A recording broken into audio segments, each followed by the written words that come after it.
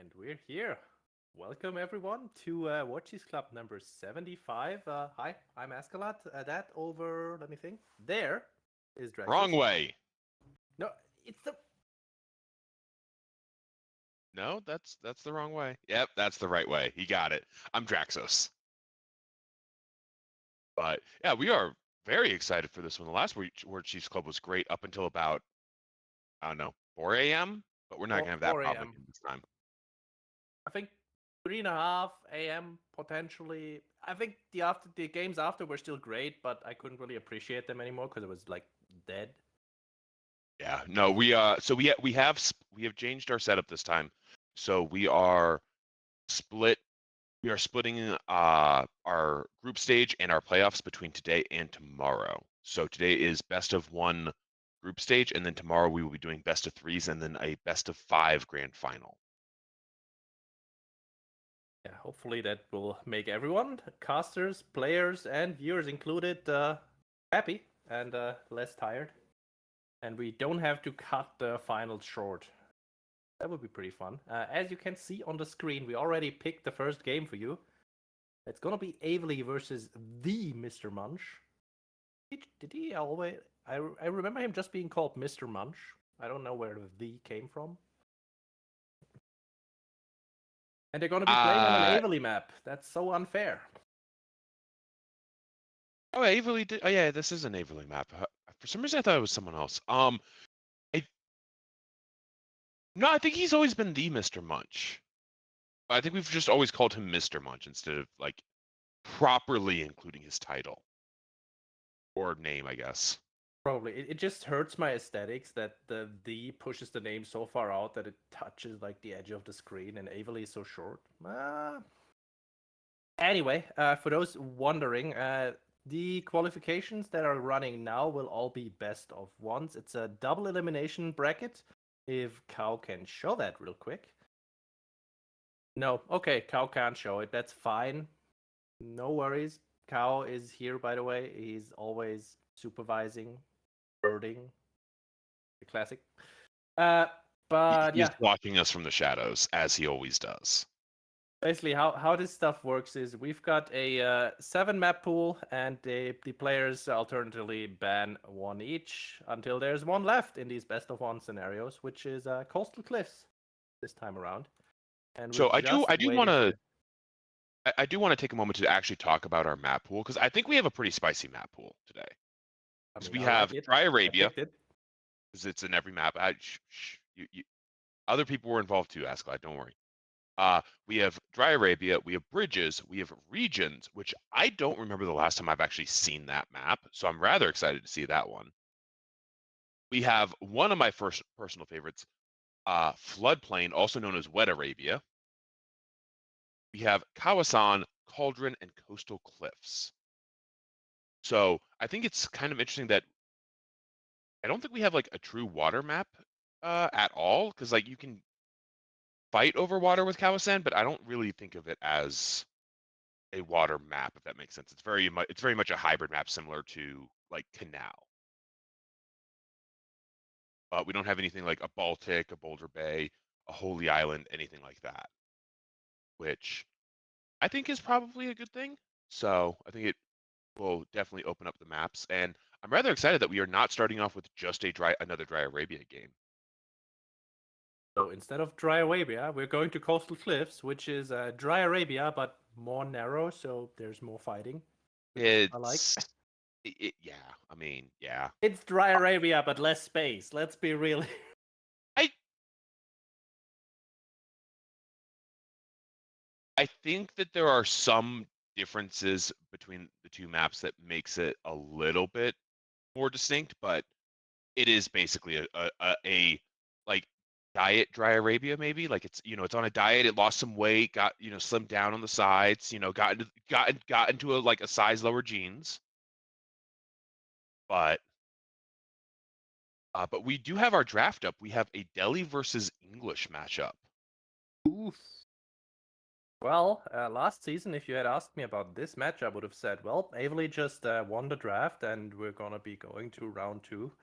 And wish Mr. Munch good luck in the lower bracket. But now, after the English buffs, and with Coastal Cliffs being a very narrow and very short distance map, I can see English potentially making this work.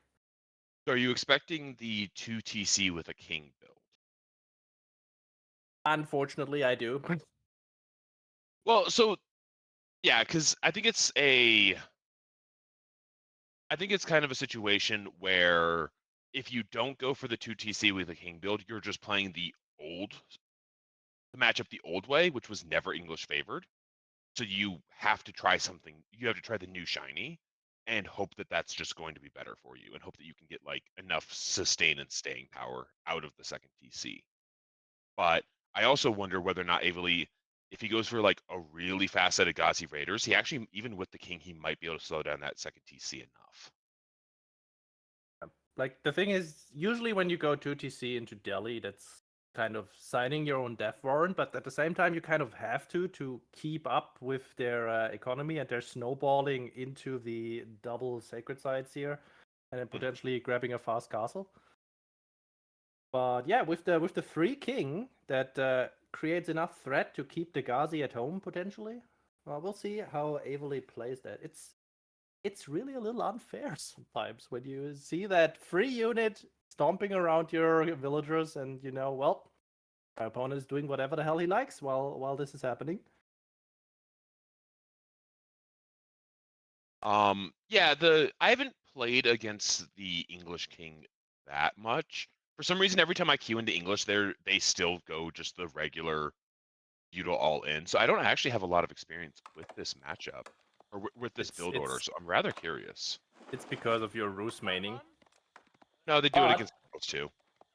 they do it versus Roost too, that is true. But we're in the game, folks. We are on Coastal Cliffs. This is the first game of round 1 of the Warchiefs Club play-ins. We are watching Averly here as the Blue Delhi, going for that sheep gathering. And on the other side, we've got Mr. Munch as the Red English, going straight towards the Delhi base and checking out how things are. Yeah, Wow.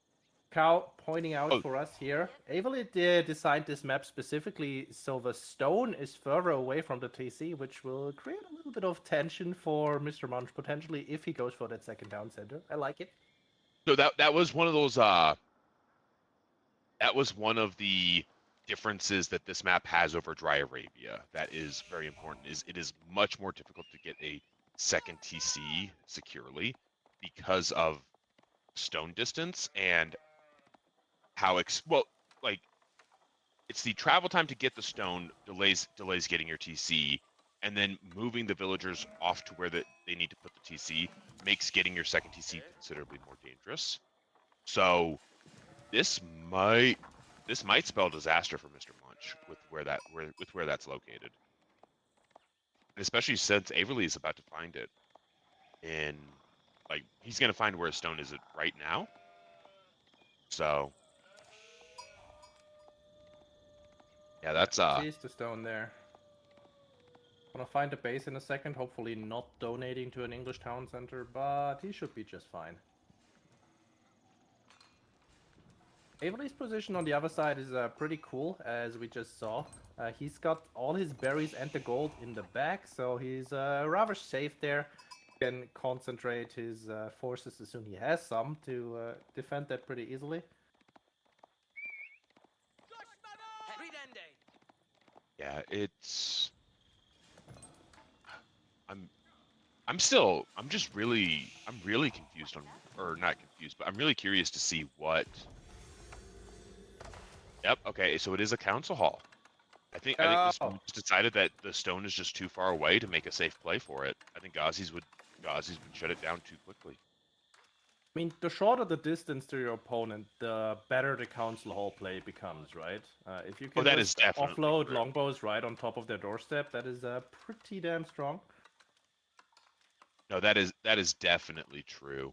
And I actually want to point out that Averly, speaking of longbows, Averly did get backwards berries and backwards gold. So he is fairly secure. Admittedly, like he doesn't need gold for. Wait, why is he still on gold?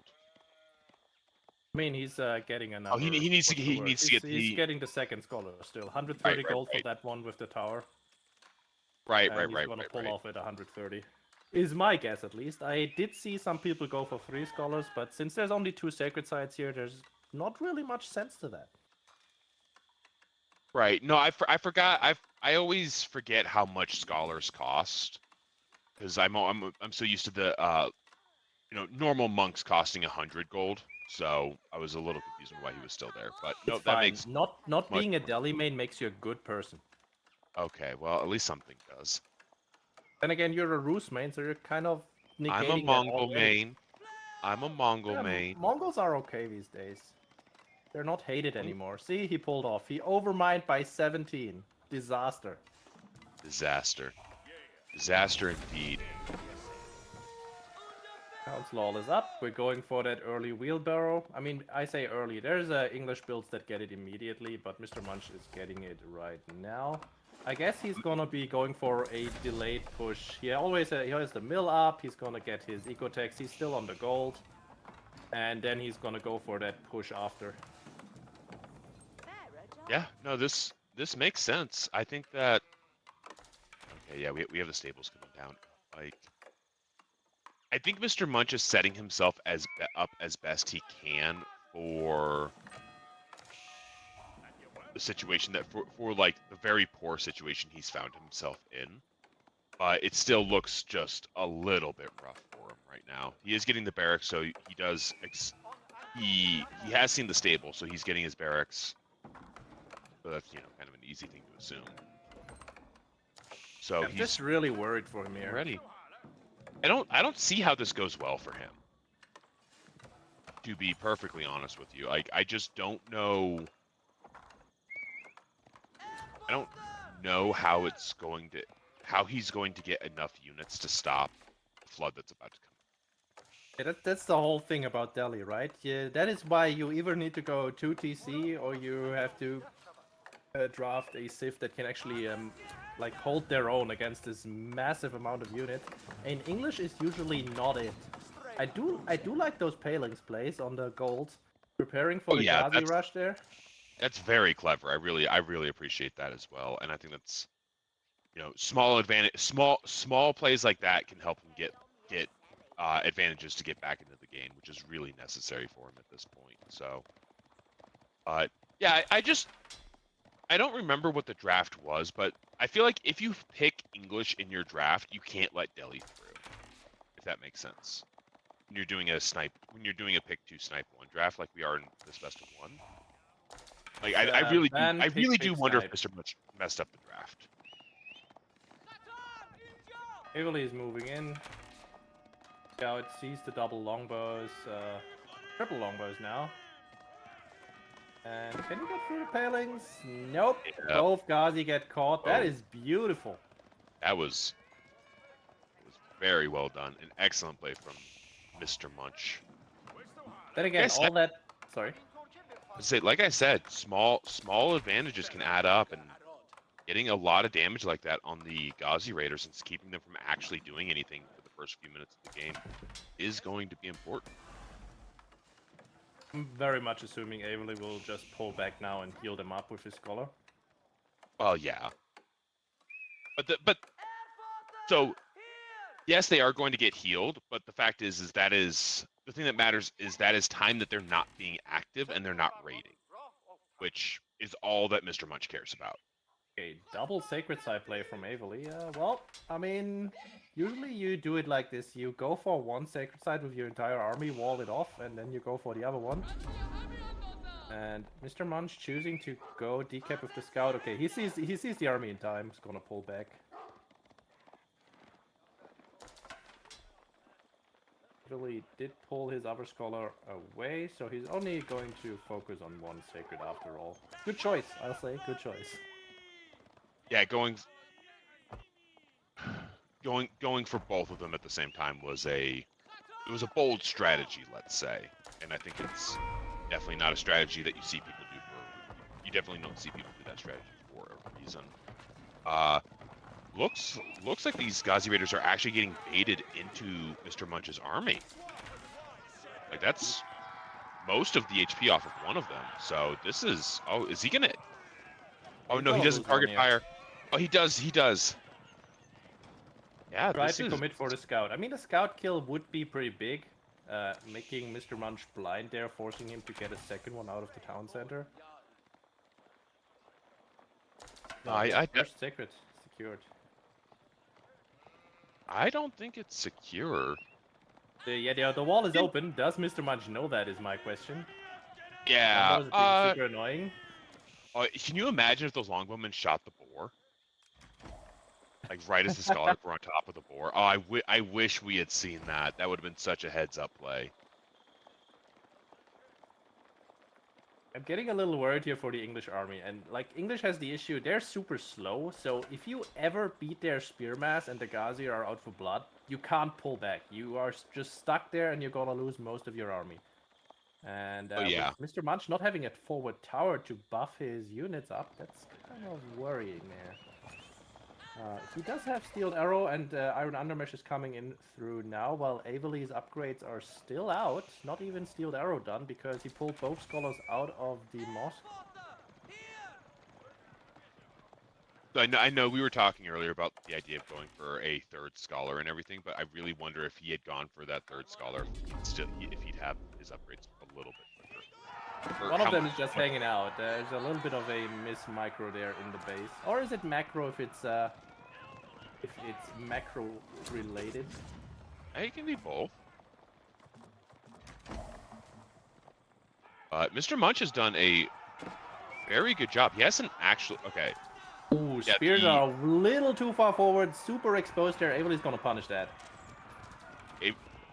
Avely also loses loses his scholar that was on the sacred site though. So this fight God, is only one spear remains. This is horrible. Mr. Marsh needs to go home right now.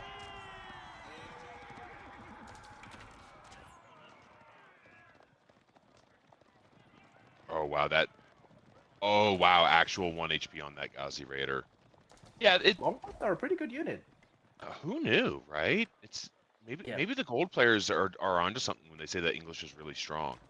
Paling micro, right? Did you see that one Ghazi Raider just stopping in the middle of nowhere? That was a paling that was set up earlier, and it was very interesting. Never seen that actually being utilized So like that. I didn't. I thought that palings didn't. I thought that palings basically disappeared as soon as you move the longbowman. So no, that never occurred. Why would he kill his own chief?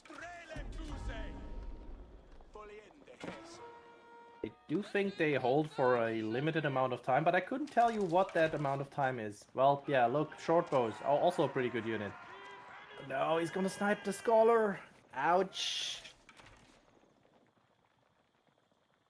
Well, at this, that's short bows aren't going to save you against those Ghazi Raiders though. They are running right into the base. Good reaction from Mr. Munch, and I think the Ghazi amount is just not big enough to actually dive the town center here and do significant damage. Yeah, Mr. Munch not even pulling his army back. Avely has just been bleeding Ghazi Raiders. It feels like this game. So many of them have gone down, and we're Mr. gonna get. Munch, he's on full longbows and making man-at-arms instead of spears. He has one spear, so if Avely just starts pumping Ghazis only, I think he's just gonna walk all over this English army. I There agree, comes but the flank from the back, but this is not great. Now we're also in tower range. English army is buffed.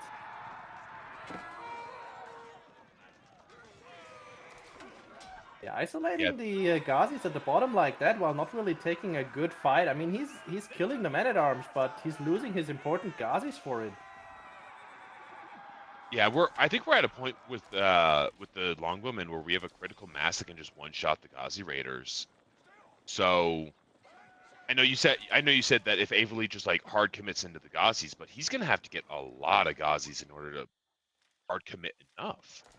I mean, I feel like the main problem of Avely is the fact that Iron Undermesh is still not done. It's like 20 seconds out.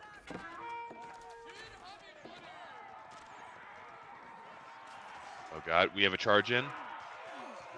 Yeah, Mr. Munch might have bitten off a little too much here. A little got too far No, forward. I I mean, think he's Avely's got it. still fighting with the men-at-arms, and the longbows are retreating quite well.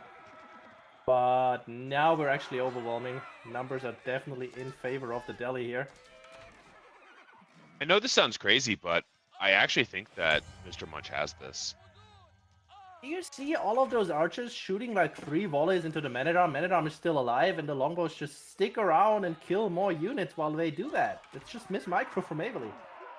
Well, I also think that Mr. Munch should have been kiting back a little bit more and trying to get under the tower. But yeah, this is for a matchup that should be for a matchup that should be very Delhi favored. This game is not. Oh, that Ghazi Raider's gonna get that easily. I also think that Mr. Munch finally realized that that is not actually walled off. That fight should have definitely gone in Avely's favor, but just these few men-at-arms tanking all the archer fire. Like, usually you're just supposed to ignore them, and that's definitely what he should have done there in that situation. Now Avely's gonna be pushed off of food, and that is his only food, if we're looking. Both Deerpack are at the bottom side, berries are forward as well. He's out of food, he doesn't have anything. No, he has a small berry patch on the right-hand side. Like right up against Oh, that's a berry patch. Oh yeah, well, never mind. So, but yeah, once that runs out, then he's really in trouble. And I think Mr. Munch has it. Like, I think he's won the game. Yeah, definitely isn't getting enough to be able to buy food consistently, I don't think. Like, he can do a market trade a little bit to try to stabilize for a bit, but if he doesn't get access to the berry patches soon, and Mr. berry Munch patches, out, and that is the death stroke. I think Avely is about to move to the losers bracket here.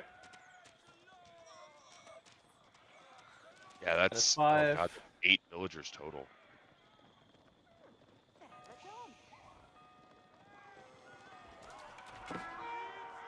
Going for another round. I mean, usually when you see longbows all by their lonesome, without any spears and there's cavalry on the map, you would be very worried, but let's see.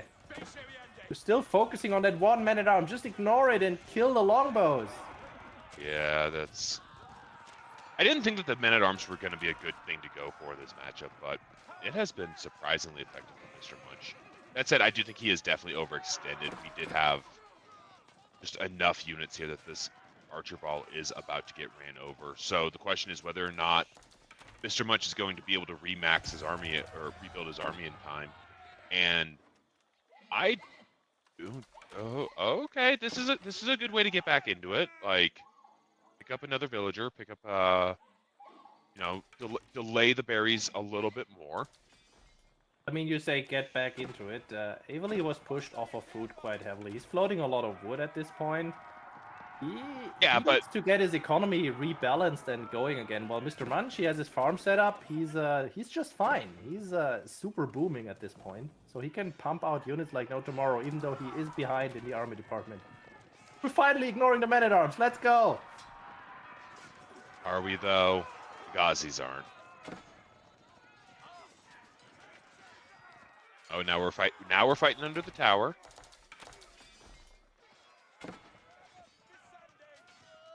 You're in that department where you say Delhi needs to close out the game now, or they need to actually make a farm transition, which would usually kill them because, well, English never needs to stop. I mean, the farm transition isn't going to hurt as much as it normally does for Avely, since he already has so much wood. It's part of the reason why the farm... What are they gonna do with that wood? Is this a Jigglypuff build order?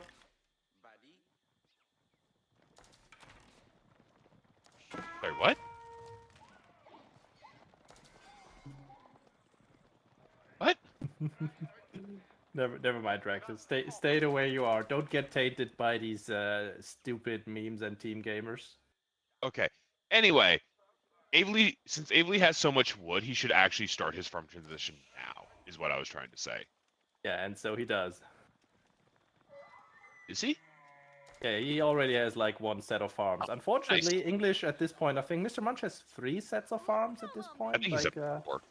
Okay, never mind. God, he's almost going, at he's going 5. Oh god, okay. Hey chat, I heard English is a really good civ right now. Maybe you should try it out. Can we please not tell people that? Hey chat, I heard English is a really bad civ right now. You should not try it out. There we go. That's my boy. Right. That's what I meant to say. One thing I do really appreciate with Mr. Munch is the fact that he has this like one really forward tower, and I kind of wish that he was able to get more of them out, but it looks like Avely is just saying, you know what, you want to play the tower game, I'll tower back at you. And we have a big fight commencing here, and I don't know who's going to win this one. The complete lack of any spearmen is wild, but I guess Mr. Munch's eco is now so strong he can actually afford... And never mind, he's doing spears. He's caving. Oh god, Avely doesn't have Steeled Arrow yet. Oh no. Oh no. Winning the fight, pushing back, keeping the longbow mass down, but it's not like his eco behind this is scaling too hard. He's 10 villagers behind. He doesn't have the farm setup that the English has. Eventually, he's just gonna die if this keeps up. And he just cut through his first wood line completely. Oh my god. Yeah, we're... The death knell that started when the berries were getting raided is starting to ring a little bit louder right now, I feel. And I mean, Munch is pushing into double arrow-slitted towers here, which is a questionable decision at best, but yeah, he knows he's in a good position. I really wish Munch would just go and stop that, the sacred site. Yeah, that's a little Which I know weird. is a, like, win more kind of thing right now. The sacred site isn't doing that much for Avely, but it's just like, come on, man. Like, you don't let Delhi have their sacred sites. I mean, 125 resources per minute. I would take the 4 extra villagers. 3 extra villagers. I'm sorry. 4 is HRE relics.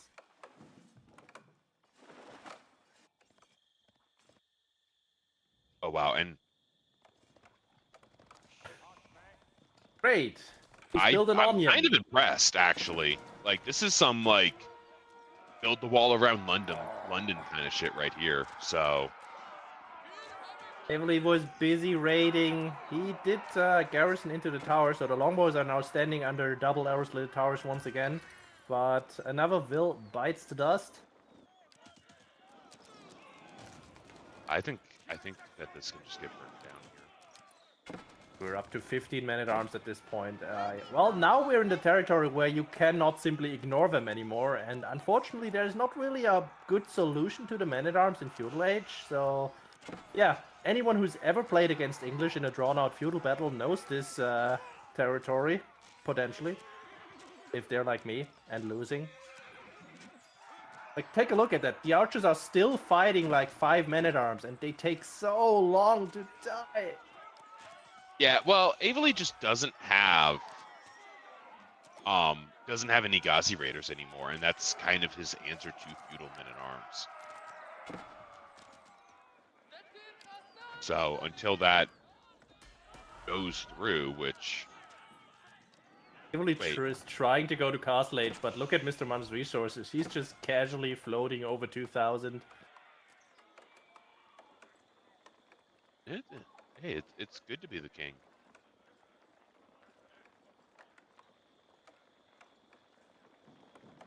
Compound of the defender is coming up, but like even if he managed to spam out like 5 knights instantly, and he doesn't have the resources to do that, I don't see him making this happen. Also, the H-up is right there. If Mr. Munch sees it, I mean, not that the game isn't already over, but that would be even worse. I think that's just outside of Mr. Munch's line of sight. Heavily doesn't want to accept this is happening, but, well, unfortunately, it is. Yeah, this is it is really amazing to me on how one-sided this game felt for a matchup that's supposed to be one-sided the other way. And I definitely agree with something you had said earlier, where Avely needed to focus on Ghazi Raiders a lot more than he was, but goddamn, dude. There comes the knight. The knight is in queue. It's gonna fix everything. It's gonna kill the 21 men-at-arms currently in the Delhi base. Oh yeah, no, it'll kill the 21 men-at-arms, the 28 horsemen, or the 28 longbowmen. It just might not get the spearmen, though. You know? I believe. Oh, and oh no, that's oh no. I'm a believer. Now let's see if Avely actually built a backdoor into the map he made himself. Does he have like a kill switch? Oh yeah.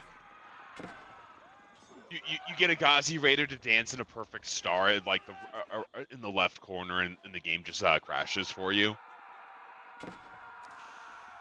You just summon like 30 Elite Landsknecht by doing a correct key combination. Yeah. Yeah. No, I get it. I get it. I would do that.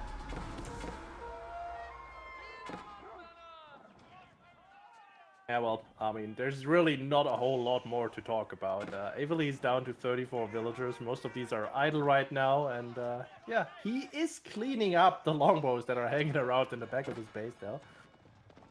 I can understand why it is that Avely is sticking in the game as long as he has, but this is definitely at a point where it's just you're not getting, you know. Especially since Mr. Munch did also make castle, and his castle upgrades are coming in now. Like, those are veteran longbowmen now, so they're hitting even harder. Yeah, I feel like this game mostly came down to a little bit of misexecution in the fights. Like, focusing too much on the man-at-arms, not enough on the longbows, not keeping the longbow mass down, because the longbows are all the damage, right? Up until the point where you have like 10 plus men-at-arms on the field. No, I definitely agree. And I also think that another thing is just not getting enough Ghazi Raiders. Like, I don't think we ever saw more than 14 Ghazi Raiders at a time, and you need to have an almost equal number of Ghazi Raiders as there are archers on the field. And that's how you kind of win this matchup, if you ask me. Jeez. Well, that was an upset. Yeah, And Mr. Munch takes it home. I was not expecting that from our good D Mr. Munch. But in a 25-minute game, he manages to just take over and dominate. And you can really see from just the total unit graph, like, there is a point where the lines start to draw apart, and that is where you can tell that the game has truly ended. I think it was probably about the, right there, and then right before the castle started. That's just checking. That's just fun. Mr. Munch, by the way, I just checked the stats. Mr. Munch was firmly sitting at 1700 elo, while Avely is actually in the 1900s. So, well, even that was going for Avely. And he was playing on his own map. I do like to point that out, but yeah. Oh my god, we've got a grudge match. Let's go! Ooh. Oh, Oh no. Oh Do you want to no. tell what happened last the Warchiefs Club, or should I? So I don't know how it happened, but exactly how it happened. last Warchiefs Club, Dragovan knocked Vortex down into the bottom bracket at basically this point in the tournament. Like, it was like round 2. Yeah. And it was a complete upset. Nobody saw it coming. And then Dragovan almost like knocked out Numidan completely as well.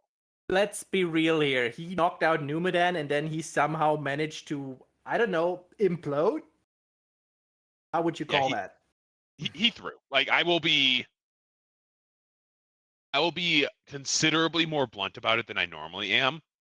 That was definitely a mistake. I think KP has this on his YouTube if you want to check out the game with Numidan versus Dragovan. I think the title is Throw of the Century or the biggest throw in AoE history, something like that. I felt like it was appropriate. Yeah. And the funny thing about that is, okay, so the Dragovan Numidan game that we're talking about was Dragovan going king against China and like proxy, Double proxy range. Oh yes. double proxy archery range, and like just force Numidan out of his base, like completely shut him down. It was a whole thing. The game was But so this was over. before the king got buffed, is the thing. This was on the old patch. This was when the king actually cost resources. That cheesy build is actually better now, and I don't think anyone wants to think about that fact. All right. So, oh no. I have very high hopes for this matchup. I have not seen Kawasan in probably a year or so. I don't, like, when was the last big tournament Kawasan was in? That was Empire Wars, pretty sure. When was the actual last big had tournament? Kawasan, I think. Okay, yeah, but nobody watched Empire Wars. What was the actual I last watched the tournament. The tournament was fun to watch. I don't know if it was fun to play, but it was fun to watch. You know, it is what it is. But I think the last time we had Kawasan was Golden League 2, which was about a year ago. Yeah, fair. I actually think that was the last time we had an EGC tournament that had it. That was not Empire Wars. So this is kind of it. This is kind of exciting. I kind of wonder, like, because Vortex has definitely played on Kawasan in pro level, right? And I don't know how much practice Dragovan has on this map. So we actually kind of end up in this interesting situation where I think that just by map familiarity, Vortex has an advantage, even though Dragovan, in theory, like, has his number, or historically has had his number. We'll say. Historically, we're gonna keep hyping this up, and Vortex is gonna like get a 5-minute win, and it's gonna be awful, and we're gonna be like, this is so anticlimactic, guys. I don't know. Either it's gonna be one of the best games you're ever gonna see, or it's gonna be one of the worst, and I don't know which one. Our big sample size of 1 Dragavan has his number. Okay, he's got Yep. this. Yep. Easy. I'm trying to hype it up, guys. It is. It is a done deal. I expect a full-on Dragavan win. You should put your points on Dragavan if we get the Gamba set up, which we should. If any mods in chat want to set up the Gamba. This English will get permaban in every tournament. I think we're already there, if I'm being honest. Like this is best of ones, and Ooh. our pick ban system is like ban pick snipe. So essentially, you can only get rid of one civ your opponent, or rather two civ your opponent wants to play. And I think maybe for the best of ones, they don't really respect the English so much. But I don't think you will see much English in like best of 5, best of 3, best of 7 drafts anymore. Which is kind of weird because all that got changed is that damn king. You think they're going to be banned out in best of 7s? Yeah, I think. Really? I wasn't going to go that far. I don't think they're that good. Like I think we're going to see Roos and Abbasid banned more. I think definitely English bans over Abbasid bans. But if you look at our current bans here, that is not the case. We've got HRE, Mongols, we've got Iobids and Abbasid banned out. Which, okay, it's a hybrid map. I can understand that. I can see the HRE ban definitely. I'm kind of curious that nobody tried to pick China. I do like that Iobid is not here, so we don't see the mass emplacements. So, yeah, so that's the thing is like every civ picked here is good on hybrid maps. And they are good for different reasons, which is what's really interesting to me.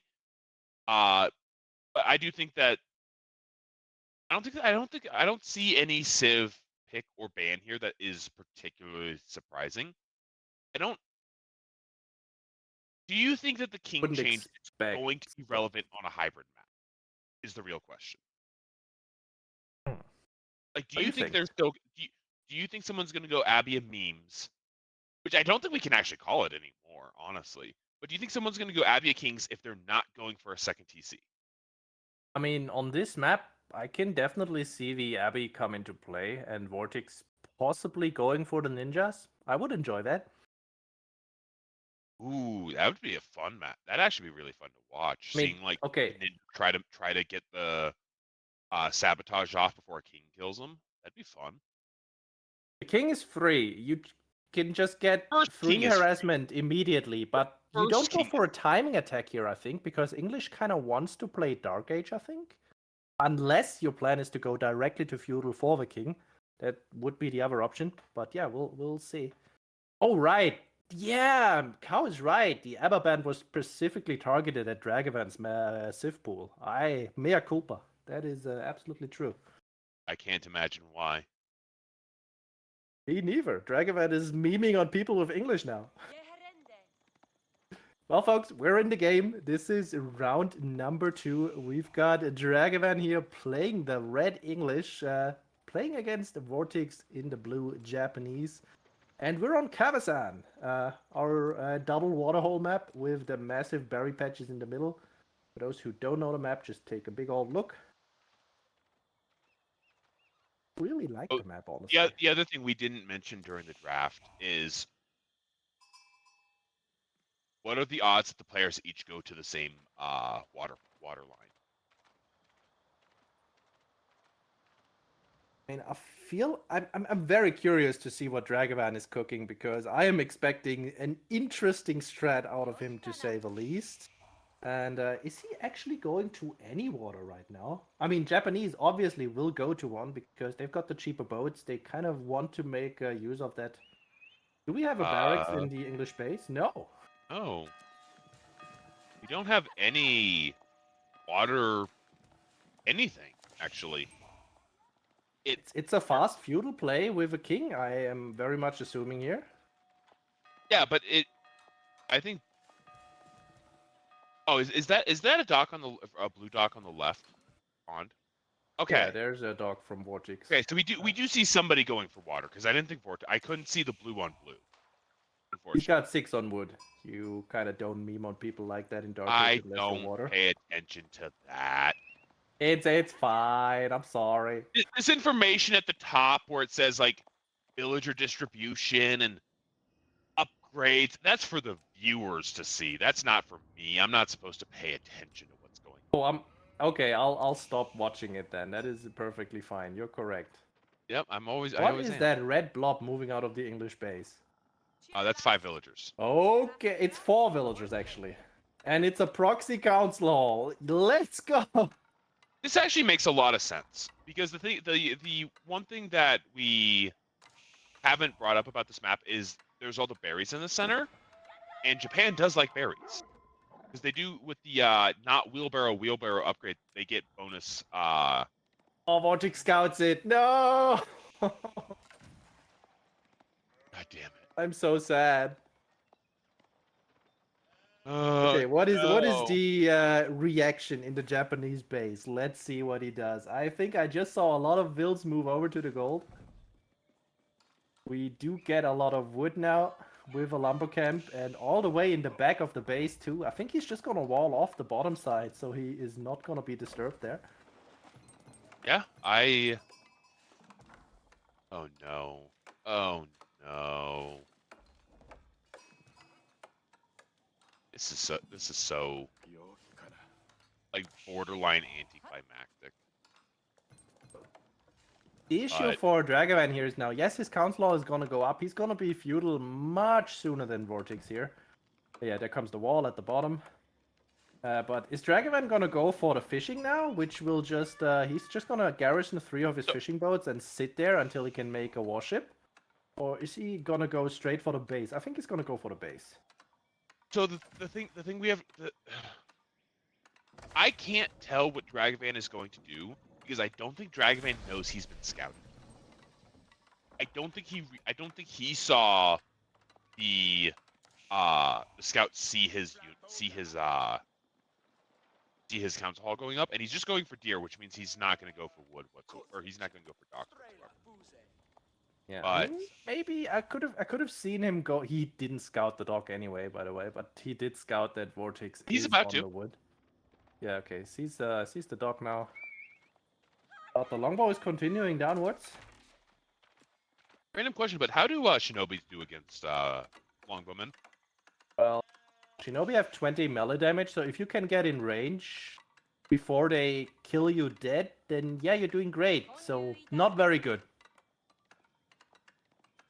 Yeah, that's kind of what I thought. I don't know, like maybe Vortex is relying on getting some Shinobi to like disguise as a villager, walk up to the longbowmen and just punch him in the face a few times, you know, and then like I'm teleport actually out. curious about the ninja play after he saw the Council Hall proxy and not seeing any fishing from Dragavan. So I would assume that what Vortex is thought was that Dragavan was going to go Council Hall and then go water instead of going deer. Is what I think Vortex thought was good. I think that was Vortex's read on it, basically. How can we real quick check the vision of Dragavan here? Does he know about this stable? And now he does. Now he does.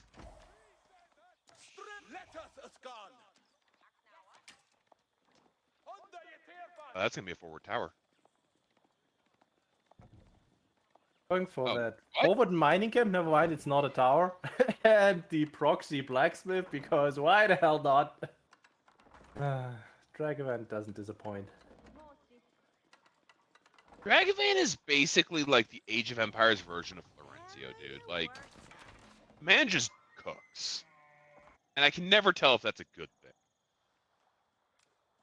Very curious. Okay, here comes the Shinobi making his way downtown. Let's see what he's gonna he's gonna disable the council hall. Oh my god.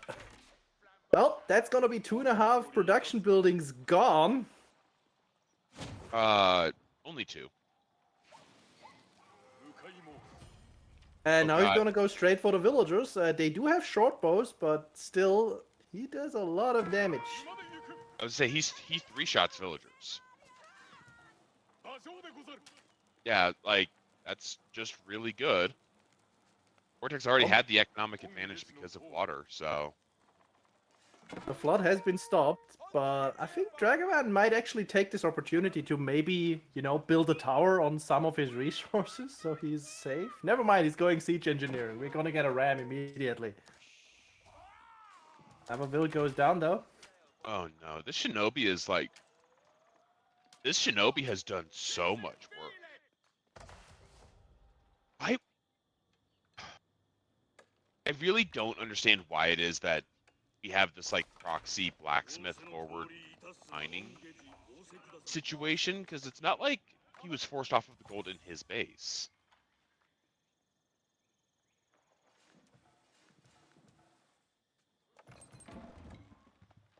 Here comes the ram. We've got 5 horsemen on the field already and 6 Yumi. Well, the idea was funny. Are we gonna see a longbow clown car? I think we're gonna see one.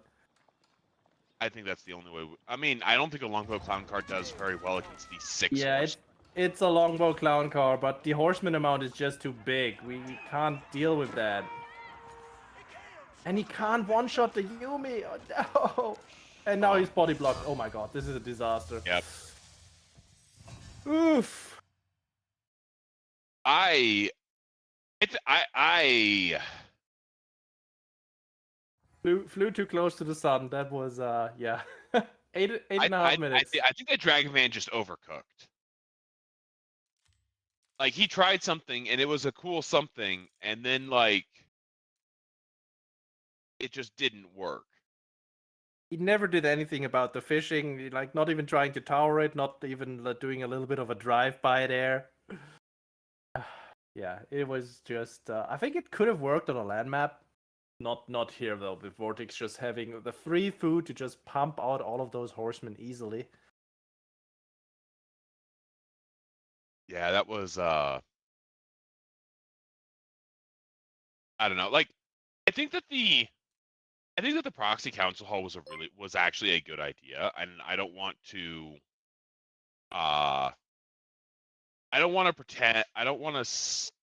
say that it wasn't, but not going on water was just, I think, the mistake.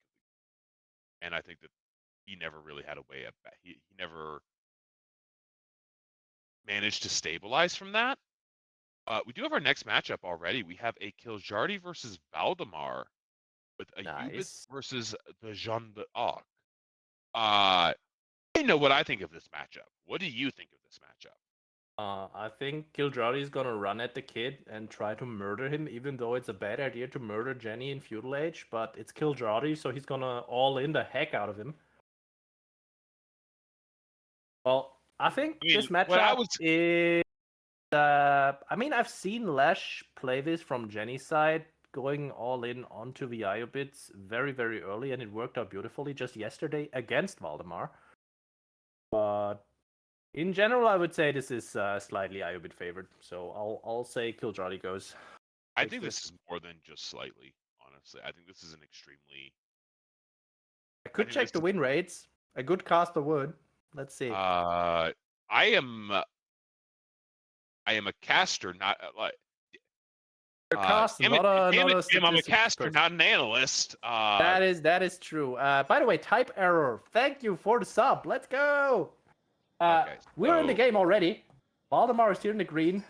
There is Jenny building a house in a mining camp, the usual stuff. Jenny, the war hero, leading her civilization. It is, the statistics are worse than I thought.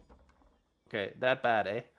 I was going to say this is 60% favored for Kiljardi, is what I was going to say. Okay. It's 70. It is 66% at Conqueror. Okay, at least it's not 69, so that's fine. Kiljardi is on the other side of this driest of Arabias, and he's playing the orange Iobits. Oh, yeah? Okay. So I want to point out that I find it really funny that we actually get a Dry Arabia game. Yeah, I'm disappointed. And it took us this long, which is very, very surprising. Because normally we get Dry Arabia like 4 out of 5 games, and like we have one person who decides to do something. So the fact that we've actually had a diverse map pool so far has been really, really pleasant. That feels good. I agree. But I'll say this: if we get a single floodplain game today, I will. Oh my god, that would be my highlight of the year. Oh, I want to cast Floodplain so bad. And but that's the thing is, what do you think the odds are we're gonna get Floodplain in the best of 5 grand finals? 0. Damn it. I was hoping.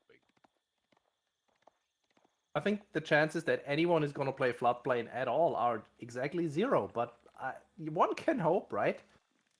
If you didn't think it'd get played, why did you put it in the Because it's an amazing map and it's super fun, and people need to actually try it out, so it's gonna get picked for the next big tournament. And for we Wallow, are the next obviously. big tournament. I mean, the next Warchiefs Club, for example, but we're gonna use moving out, right? By the way, while we're watching Oh and god. discussing the Yeah. beautifulest, most bestest of maps in the pool, School of Cavalry with 2 going up with Jenny, and we've got a Desert Raider wing to no one's surprise here. Yeah, this is about what I expect.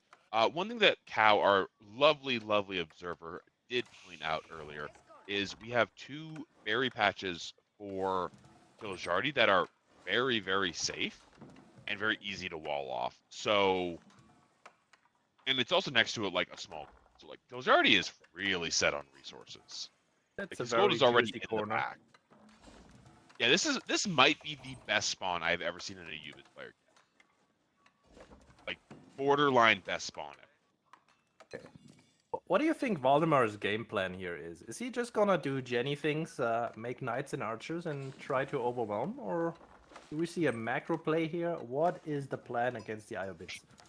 I genuinely don't know. Like I genuinely don't know because okay, so I played JD a little bit, and I will admit it, I played her when she came out and she was really broken and there were problems and I stopped playing her.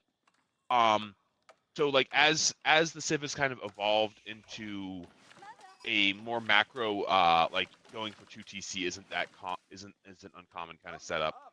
I haven't really played her, and I don't see her very often on ladder, so I don't know what to expect from a JD player. But the fact that we haven't seen any villagers go towards the stone yet tells me that we're not going to see a second TC. JD, there is a JD second TC build, but I don't think you can actually play this against Iobits because they immediately get that camel out as soon as they hit feudal age. They're gonna be on your behind. And well, also you're playing against Kiljardi, the notoriously most aggressive player on the ladder, so we'll see. There's the first knight in queue. I mean, you always make that first knight. I don't think Yeah.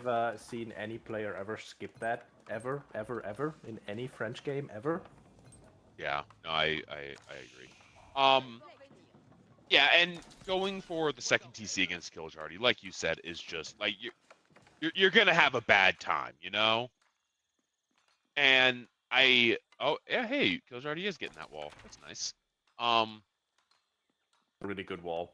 it is a really good wall. Like holy crap, is it a good wall? And we actually have a woman at arms for our JD today, which is a little bit of a surprise to me. I kind of expected the archer.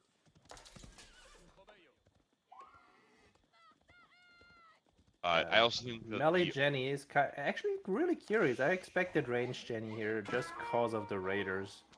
yeah, raiders have no ranged armor, but they have a lot of melee armor, so ranged Jenny is able to do a lot of damage against them. So that's just kind of what we were thinking. That's why we were thinking that we would see a archer form out of her, and also just the snipe ability against raiders is pretty good as well. I'll say this, I think Melee Jenny is a little bit stronger in the super early game, just because you've got that AoE cleave, which is really amazing. We But did yeah, miss it. later on, Draxos it's just managed to, very hard to keep her alive. we did miss it. Valdemar managed to stop that wall from going up and actually killed a villager for it. So Yep. he is Village getting down. a little bit done. We don't see Jenny making any moves towards the ores. Admittedly, they only give 25 experience per, so I'm not entirely surprised that that's kind of fallen out of meta. But yeah, we're just seeing a fast castle out of Kiljardi, and I expect him to just go Eco Wing. Every little bit of idle time here helps. It does. I just don't think it's like it does, but at the same time, I don't think it's enough. Like keep in mind, Kiljardi is holding this off with 2 free units in a tower. Kiljardi also just queued Castle Age. He's going with the advancement wing. Oh, I wanted Eco Wing. Actually, I think Eco Wing would have been a much better pick, but oh well. I guess he feels like he has to just get it as fast as possible. 7 minutes in. Valdemar is sitting on 4 knights. 5th one is about to come out. 7 archers. He does not have that blacksmith just yet. So no ram tech coming anytime soon. And he's kind of stuck outside this base. If Kiljardi manages to close the wall at the top side, and it's closed. Well, that sucks. Yeah, I For don't Valdemar. see how Valdemar does damage now. I think Valdemar has to go castle. And I don't think Valdemar... Oh, wow, that's a really... Like, the wall makes sense, but it's just kind of weird to look at because you don't normally see walls like that. I mean, his base is so secure, and like Valdemar, as I said, he doesn't have the ram tech yet, so he can't really threaten the base itself, so he needs to go onto the economy. Economy is all in the back. Yeah. No, this base is the Ayubid version of Fort Knox. Like, you're not getting in. Kind of curious that there's not a small wall at the top side or the front side. Oh, nice snipe here by Valdemar. Gets a will for free. This is a good bit of damage. He does see the stable there. And we have Culture Wing out. And we have Camel Lancers out as well. Oh geez. Oh geez, Rick. I don't see this I don't see this going well for Valdemar. I think he's about to just die. I think Jenny's Up to 7 feudal knights with another one coming very, very soon. He's not out of this by any means, and I think with the Iron Undermesh coming here, he's preparing to dive the base anyway. Like, he needs to just contain Kiljardi. His issue is that Kiljardi does have the double berries there. I don't know if Valdemar knows about them. I think he saw it. I think he scouted it. I know he scouted at least one of the berries. Okay, yeah, he knows everything. He did scout scouted. Yeah, I don't see how Valdemar gets any. Oh no. Oh no. Archer's a little bit out of position. Knights immediately need to be drawn away, and Kiljardi is immediately moving his army blob straight across the map. Valdemar is moving his reinforcements back because he can't do anything anymore. Is he gonna dive the base with his knights is my question. Iron Undermesh is finished now, and here comes the dive. Oh. Gets one bill, gets a second bill. Oh, okay, he does get the second bill. And now he's going straight into the back. And there is no defense. Kiljardi is actually moving his army back. He's trying to frantically get up that gate there. But he's gonna take so much damage here. Very nice read by Valdemar. I am so confused on why Kiljardi moved out. 11 dead vills. Oh my god, that was brutal. Well, yeah, 10 of those were from this. Oh god. And he's gonna go get more here. Wow. Why? He's just too aggressive. He moved out and he left himself completely open. Oh god, no. Like I Hey, thought. I mean, this is by no means over. Kiljardi does have the 6 lancers now, and Valdemar is stuck into the back of the Ayubid base. If Valdemar gets cleaned here, he doesn't have any defenses against the Castle Age. I mean, that's fair, but he's 13 villager down and 14 idle villagers. And he saves most of his knights. Okay, well, this is just rough. Kiljardi in a super bad position. He does Camel Lancers now. 6 Lancers and 4 Raiders. I really don't understand why. I really don't understand why Kiljardi moved out the way he did. If he had just stayed in his base a little bit longer, that raid would have never happened. or it would have been attempted and just not would have not worked. But instead, he's down to 25 villagers against the 38 of Valdemar. This was an amazing move by Valdemar. 14 Vills dead. Really good. Oh, he's a little bit out of position. I'm not sure Valdemar actually wants to fight right now. Yeah, we're fighting under the tower. We've got a decent number of knights here. And the archers are cleaning up the raiders.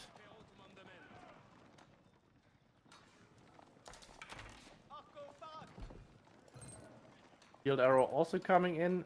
Kiljadi does not have range defense either. So yeah, this is really rough. And we're roughly pumping out knights at the same speed at this time. And yeah, Valdemar is now adding spears too. It's not going great for Kiljadi anymore.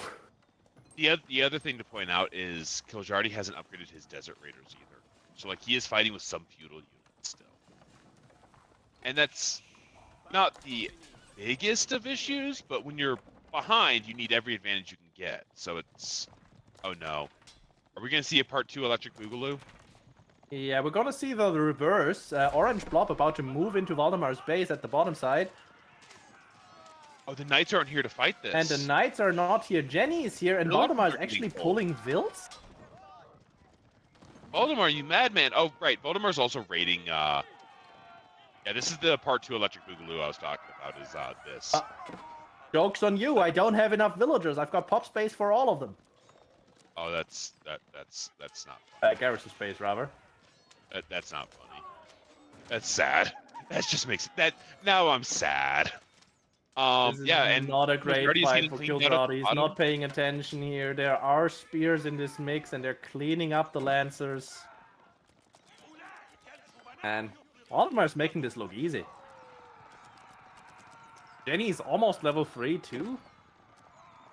What does the sacred to consecrate? Yeah, the ability to consecrate the buildings gives you cheaper food cost. I think it's 25%. Yes, it's 25%, and then you can upgrade it in the blacksmith and castle to affect wood and gold as well. Exactly.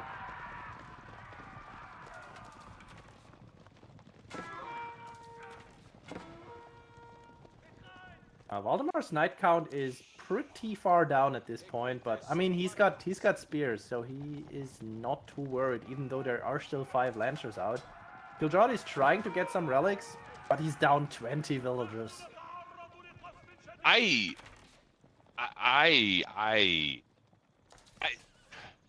This is the second game we've seen today where a matchup that was extremely one-sided based on statistics went the other way for absolutely no reason. I mean, Valdemar played it perfectly. Kiljadi was just he really did, and trying to get that raid in on Valdemar's eco. No, and I don't want to, and I certainly don't want to be dismissive of the accomplishments that Valdemar has done today. Like he has definitely had some he definitely made the right plays. He definitely did what he needed to make this into a game for himself.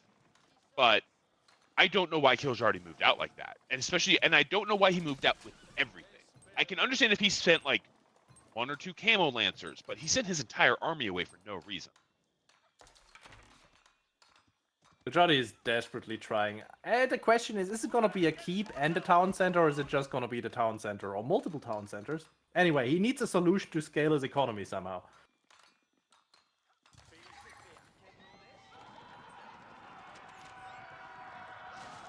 Even though this is a castle army of lancers, he just can't take the fight anymore.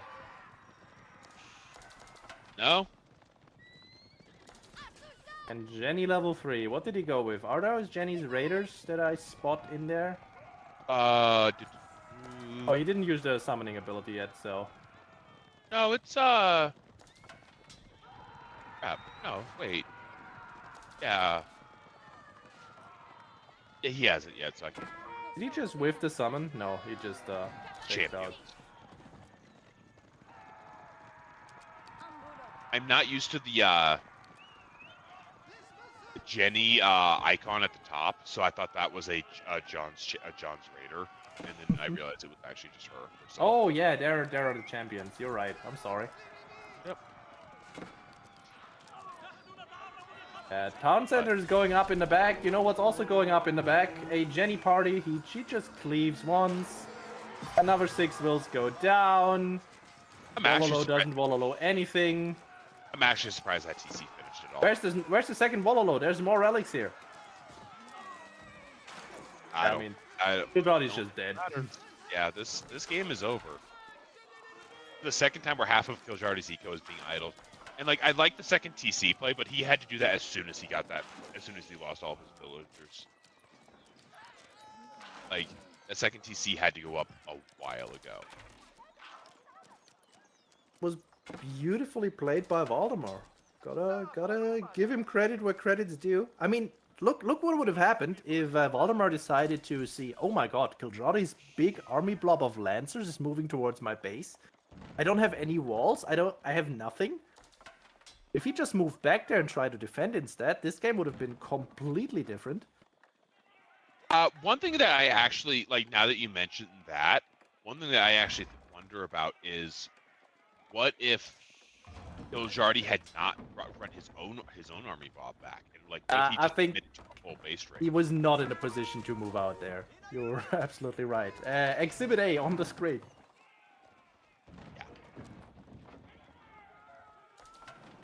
Best coming in with the winnable. Okay. I mean, if we quote Marine Lord, right? You cannot lose a game with Iobits. If you lose a game with Iobits, you're just bad. Bad. Did he actually say that?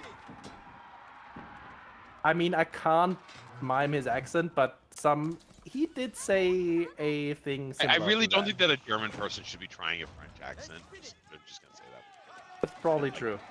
Let's not go there. I also don't think anybody should be trying a French accent because the French accent is utterly atrocious.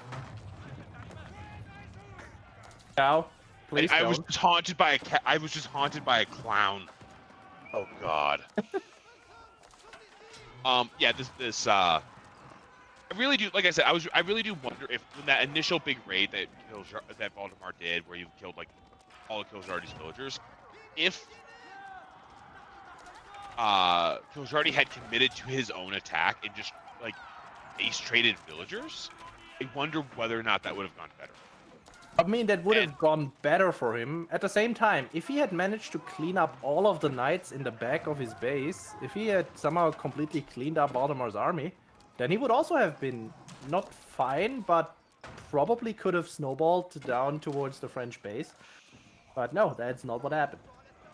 Yeah, I mean, we're doing a lot of speculation on. Yeah, I love the what ifs. Because there's not really much to say about what is happening. You know, we have Valdemar has more military economy than Kiljardi has total population. It's like there's nothing here. Like, and that's kind of my like, you know, a game is over. JD is just running great right now. At some point, JD just wins every fight by her lonesome, and yeah, there was a lot of is out there. I don't know what to say. Like this, like I said, this matchup at a Conqueror 4 level is 60. Oh God, yeah, that right there, that right there is what I know what to say. Is just like, oh my fuck. If there was a base trade, as you said, or if somehow Valdemar gets clean, still winnable. But yeah, with Valdemar just getting away with most of his knights out of that backside of the Iobit base after 11 vill kills, good on him. So, you know, there's the expression "getting away with murder," right? And that is quite literally what just happened. Valdemar came in, murdered 15 villagers, and got away with it. And I don't even know if that's murder so much as it is attempted, like, villager side. Like, it was bad. But yeah, like, GG to Valdemar. He gets the win. Kiljardi is not out of the tournament. We do have a double elimination set up here. So he is going to be playing in the lower bracket and moving forward from there. So he does still have a way. He does still have a way forward. Absolutely true. Cal, I don't know if you have set up a scene for the bracket, but I mean, a quick peek at the bracket would be pretty cool. I feel like for everyone involved. I'll give you a second and tell you about the bracket in the meantime. So first round is through. We're just gonna talk about who is through, who is not. Wham moved on. He's almost qualified, waiting for his opponent of CSOH against Eliona.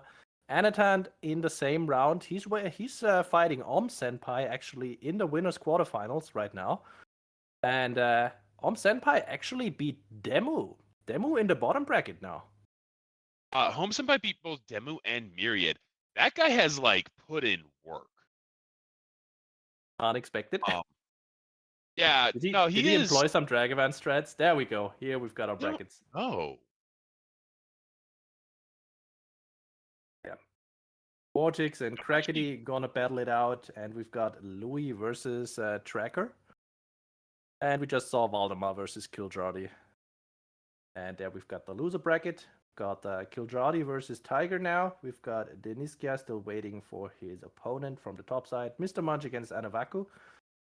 And Dragavan also waiting for the opponent. We've got Demu versus Mahudu. And we've got Legolas Cosmos at the bottom side. And 2 matches still to be decided. Aelus also waiting there.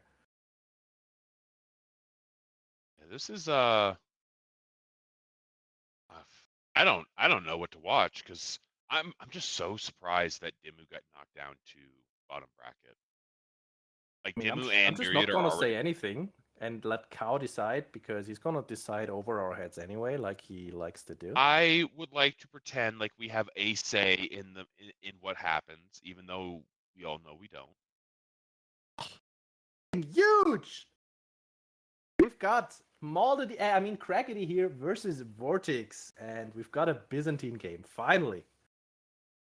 Oh god. And it's a crackety Byzantine, so it's like the best Byzantines there is.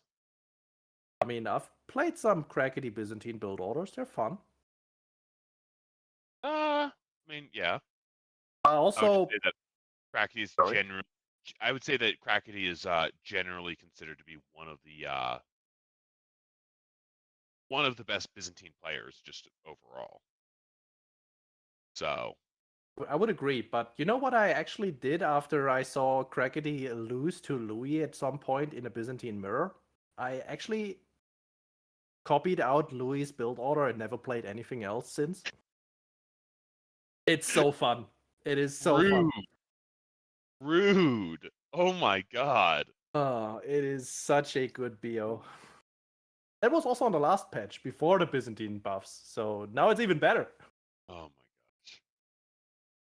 Oh my gosh. Hey, I want to point out it's not Dry Arabia again. Yep, we're on And Cauldron. I'm actually curious. I'm gonna take a quick peek, chat, because I want to know who banned Dry Arabia. Oh. Vortex, I appreciate you. But yeah, both Spanish brothers actually they do like to play the hybrid maps occasionally. I'm looking at the draft real quick, and Vortex bans the most standard maps, and then Crackety bans the most unusual maps. A little So sad nobody's playing I think we regions. know which player we like more right now. Crackety first banned Floodplain, so that guy is dead to me. Ready? We're over.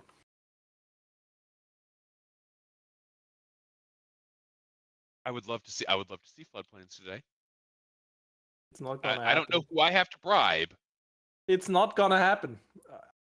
I don't know who I have to bribe, but let chat know if anybody is playing and watching this. If we cast your game, please pick Floodplains. Please. I just want one game. One game ever. I'm also just happy we don't see Dry Arabia every map. Like I like Cauldron. It's a fun map. There's a fish in the middle, only shoreline fish, by the way. That's still quite a few. So that is an interesting. It's got like 18. It's like a lot of shoreline fish. Yeah, I think it's like 2,000 food. Oh, it's way more than that because 2,000 food is only 4. is 4 shoreline fish. All right, then. Did I say 2? I meant like 4. Okay, never mind. I can't salvage this. I just whiffed the wrong number. But yeah, really quickly, folks. Yeah, I know. If you enjoy what you're seeing, let me just do the sellout thingy.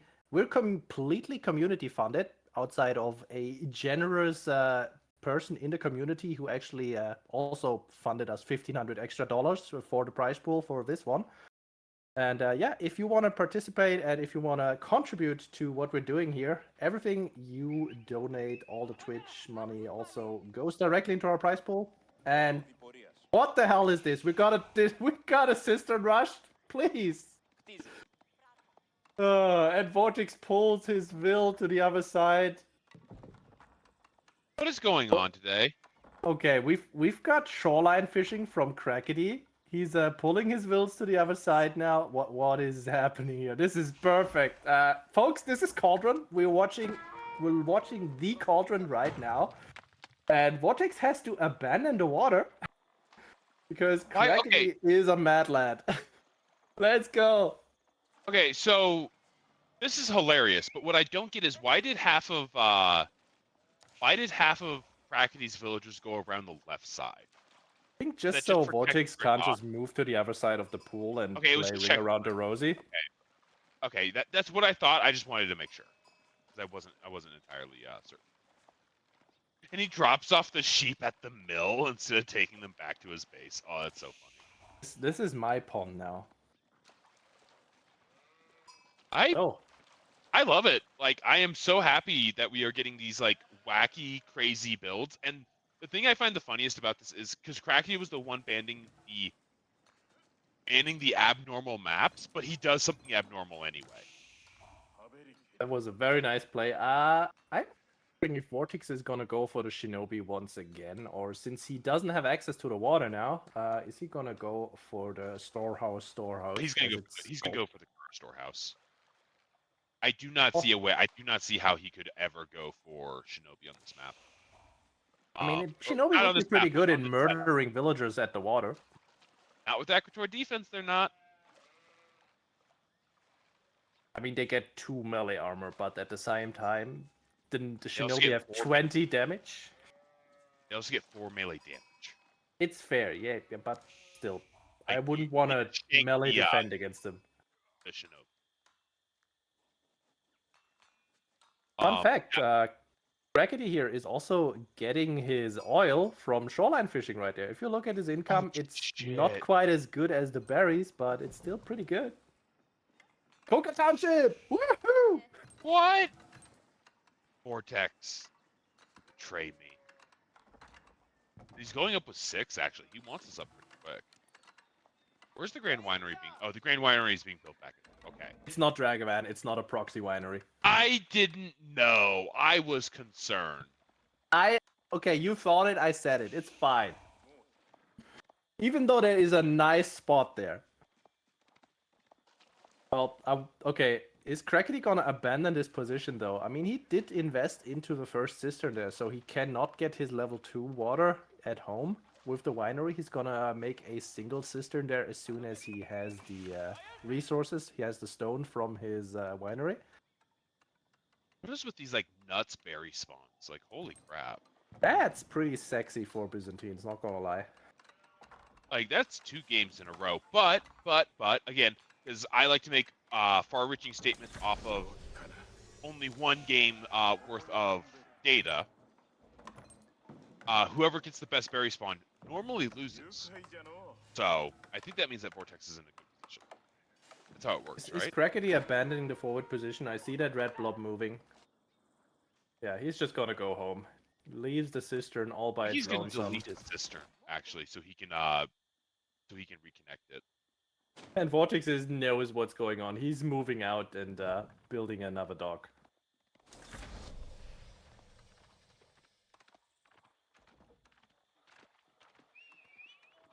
Okay. I mean, okay. Crackety got what? 1,000? A little bit more than 2. Yeah, like about 1,000 to 1,250 shoreline fish out of that. Like, it seems to have 200 worked. oil. Yeah, he got 112 oil out of it as well. He starts with 100. Oh, you're right. Sorry. Yeah, he got like 100 oil out of it. Like he got good resources, and the cistern's basically free. So whatever. Like seems good to Also me. delayed the dock boom here, which is pretty nice. Vortex would have like seven or eight fishing boats out at this point. There's the Shinobi going straight for the winery.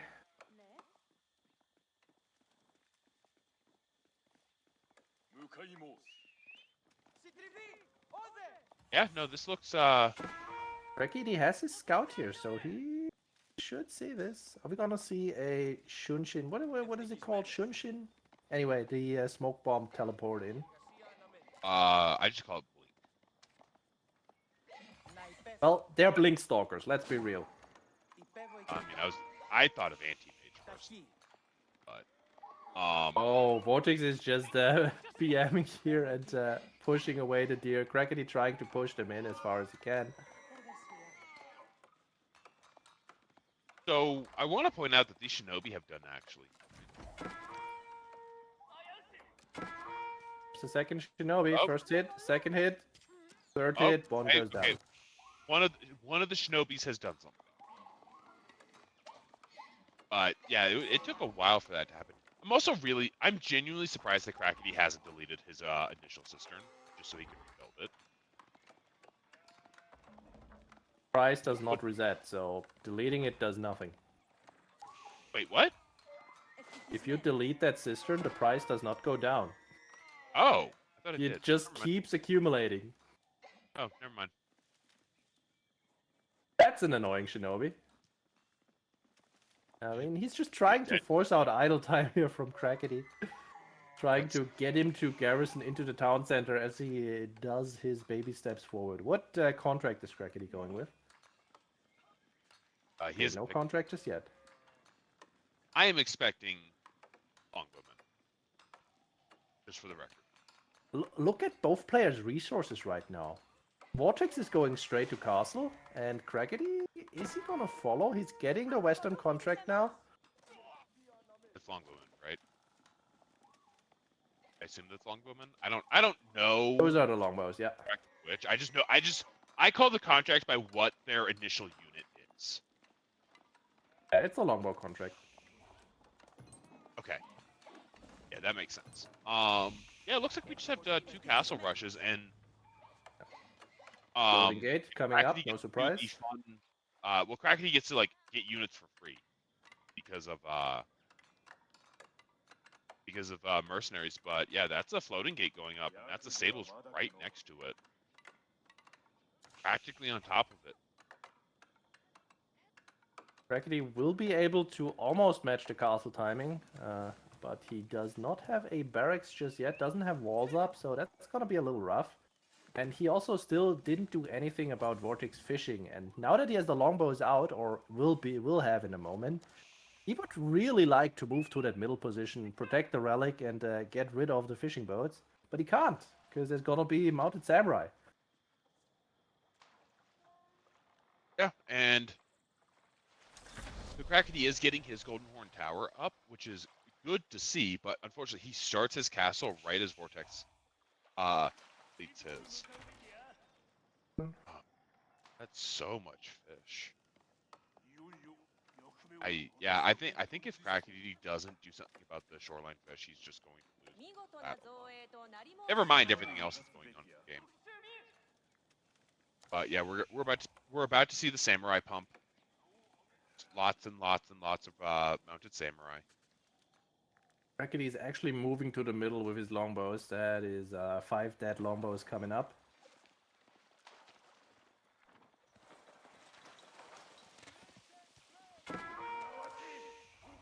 He doesn't even get the will for his troubles. Well, that was not great. He shuffled these 5 longbowmen, shuffled the fishing boats around a little bit, and caused about 5 seconds of idle.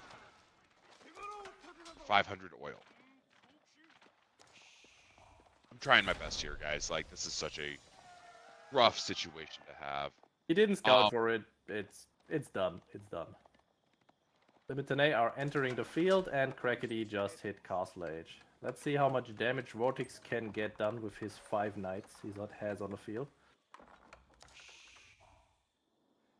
I expect it to be a fair amount. Coming in straight for the winery again.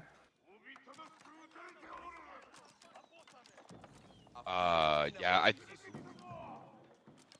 one night went on the gold.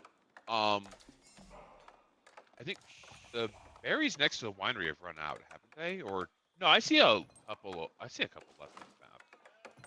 That is left. Crackety is currently harvesting his sheep. Doesn't really have too much oil income right now. He somehow needs to secure himself the top corner. Just didn't have the time just yet. And Vortex is out there securing himself the relics while Crackety is trapped in his base. Also, what the hell is up with that Sacred Side spawn? Yeah, that's special. Yes, me. Oh, little skirmish going on in Crackety's base. Oh wow, big skirmish. Lots of Limitonae actually getting some pickups there. He cleans the limited name mass though. Only one more on the field, and now Vortex is just in, and he can do whatever the hell he likes. Yeah, usually you would think with the barracks, with the buff from the cisterns, this would be an easy win for Crackety. Active tower defense actually really strong there. He only, and I say only, he only loses 4 extra wills there, fighting directly into the knights. Yeah, one thing that I feel compelled to point out is Crackety does not have the economy that you expect a Byzantine player to have at this point. Okay, GG, good. Yeah, I mean, I don't blame him. he's so dead. What I was trying to say is Crackety doesn't have the economy you would expect a Byzantine player to have because he doesn't have a second cauldron, or not cauldron, cistern, setup. Yeah, he's on level 1 water. He doesn't have the production speed, doesn't have the eco buff. I feel like the fast castle age might just have been the wrong decision there. I think Vortex fish like that, not really contesting. Yeah, no, I would agree with that actually. Like, I think if he had gone Limitonae Longbowman as soon as he possibly could, and just like shut down the water, that probably would have been a very, very big help for him. And then he also would have just had Limitonae out when Vortex hit castle, because and then had a way to deal with the with the mounted samurai. Because I feel like he just thought his timing would be better, but maybe he did remember the timings from having the double water buff, like the double cistern buff, and he only had the one. Oh, I hadn't considered that. Yeah, that would make sense. And his timing wasn't that far off from Vortex, but Vortex also had like 11 extra fishing boats to his economy, and they were pretty good.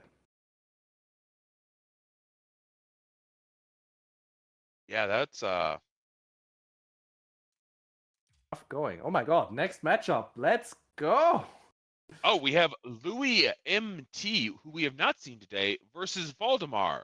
I want to point something out here, chat, okay? Because one thing we have talked about today is how much we have enjoyed the different maps and seeing seeing some unusual setups and everything like that. And the only times we have seen Dry Arabia is when we were casting Valdemar. Yeah, it's probably no coincidence. And for once, I am making an assumption, I'm making a hypothesis off of more than 1 point of data. It is actually 2 points, which is twice as better. That is twice as good as we usually are. Amazing. We're learning. We're evolving. Also, I'm actually checking that thing about the cisterns right now as we speak. I am 99% certain that if a cistern dies, you get the, it used to be it's accumulative, but maybe they change it. I'm just gonna check that right now. It's based off of number on the field. So. I forgot to activate cheats, so this is gonna take a second. Yay! I don't know how to activate cheats. I never used cheats in this game. Great. This is what we get for relying on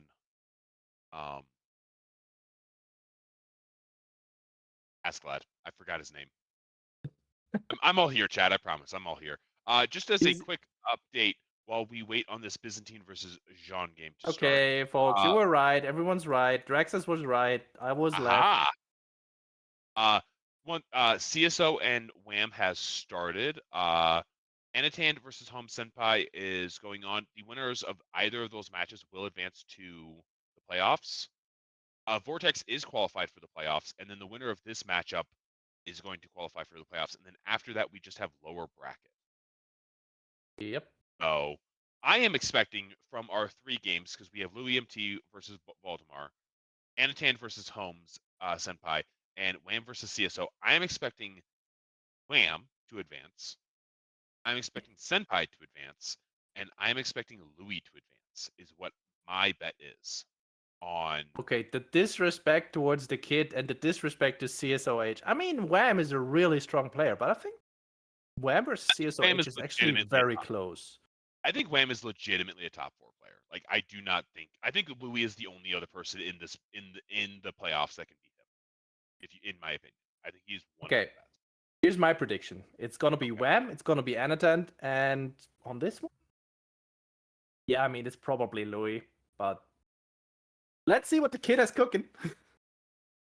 I mean, to be fair, I counted the kid out last round, and he absolutely took it. So maybe I am in the wrong there. But I am checking through bottom bracket real quick. Kiljardi is waiting for his matchup. Mr. Munch is waiting for his matchup. Demu is playing against Meta. I don't know how to pronounce this person's name. Yeah. How do you pronounce that? Hudo. Okay, yeah. So swing is Mahudo. Myriad versus Dragavan, which kind of want to see just because like it's Dragavan and I want to see the cheese.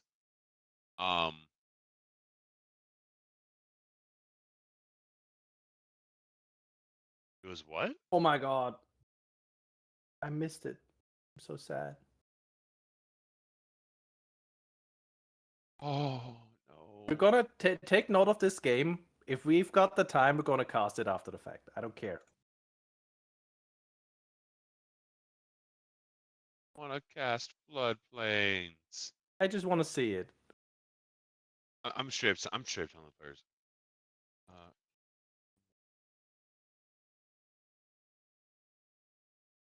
And we will. Okay, Draxus, cast- talk to me about Byzantines versus Yeah. Jenny. What do you think? I think this is okay. So I'm gonna be perfectly honest. I don't think Jenny's that good of a civ right now. Like I think she is bottom half. I will say I think she's actually bottom half, like bottom 8, which I know is kind of a hot take by a lot. But I think she is not that. I don't think that the civ is very good, and I think that Byzantines is probably top 3. So I think you know what I expect. You Fair. know, I'll say this. I think Louis does prefer the 1TC feudal style from the Byzantines, from the games I saw him play in the recent past. And Jenny does like that. Jenny is very appreciative of people giving her experience and the dead bodies for some reason. I don't know why she's a hero for that, but hey, people are weird. that's fair. I think that like I think if we end up in a 1TC like feudal play from Louis, then we are definitely he's definitely making the game harder for himself than he absolutely should. But I think if he goes for like 2TC into castle, or even just 2TC into feudal play and just has the better eco, even though he's going to be feeding Jenny experience, I think that's going to be better for him as well. The, the I thing is, really think that's just avoiding 1TC feudal. I think you can make the 1TC work because you also have the Cistern buffing your economy. So your economy will passively become better than Jenny's, even though she does have the Consecrate. But at the same time, I feel like Byzantines can play this kind of like Mali. You just go for the Limitanei and Javelins, and you're gonna be just fine just playing defensive. We'll see what Louis got cooking in 1 minute. Oh, that's how I would think he's gonna play I think this. that the We'll see. Malian comparison is very valid, but I think that the thing you're missing is Byzantines don't have Musafati, and that's part of what makes it good for Malians. Is the fact that you can just make 1 or 2 Musafati to kill Jenny. Because they are able to kill her while she's in the woman at arms form, and I think that Byzantines is going to struggle a little bit more in that situation. But yeah, like I said, I think this is a very Louis MT favorite matchup.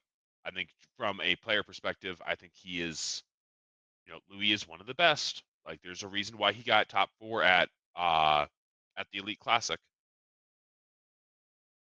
So, and he's arguably should have gotten even better, but he just didn't adapt to the patch as quickly as his opponents did. So I definitely think that he has it going on. Folks, this is the match. We're on Dry Arabia. Yeah. I mean, we've got a high stakes game here. It is Valdemar playing Jeanne d'Arc in the green at the bottom side, and we've got Louis MT playing the Byzantines. See how this one goes. I want to point out anyone who picks green actively is just automatically evil. That is my opinion. Trying to blend into the minimap, trying to make it so that it is harder for your opponent to find you. Automatically evil in my book. We do see a fast olive grove come out of Louis, which I really do like. I've seen it from a lot of people recently. It's not bad. Like your farm double dips. You do start with the extra wood that you don't immediately need. It's really good actually, and like the olive oil income is decent. Just the positioning. Where does he want his winery? If he goes for the winery, you can make a okay. It's right there. It's gonna be a winery play. Yeah, that's pretty sexy right there. Yeah, this was something that I speculated on. Talking about the olive grove real quick. This is something that I actually speculated on when Byzantines came out, was whether or not we'd see early olive groves similar to the early farms we get out of Bush. So the fact that we finally got to that point is really interesting to me. It took a little bit longer to get there than I thought it would, but we did eventually. And yeah, I'm expecting to see a Grand Winery in just a few seconds. I think if you're not going Grand Winery, you should be on berries in the Pupillage. Oh my god, it's a Hippodrome. What? It is an Imperial Hippodrome. Let's go. It is right where I thought the winery would be placed. Maybe he just missed. It's just insult to injury. He totally didn't misclick. This is a Imperial Hippodrome. He's what if he not did going misclick for and he any did mean extra for this oil. to be what if he did misclick and he did mean for this to be a Grand Winery? Oh no. No, this is not the Farimba syndrome where you put the Farimba in the middle of all of your kettle pans. This is intentional. I believe in Louis' sanity. No, I'm sure that this is an intentional Hippodrome. And I'm not gonna. I'm just memeing a little bit with it, but it's just like, oh man, what if is a fun like thought process to have there. Welcome in, Raiders from Anatan, by the way. Congrats on your qualification to the playoffs. Let's go.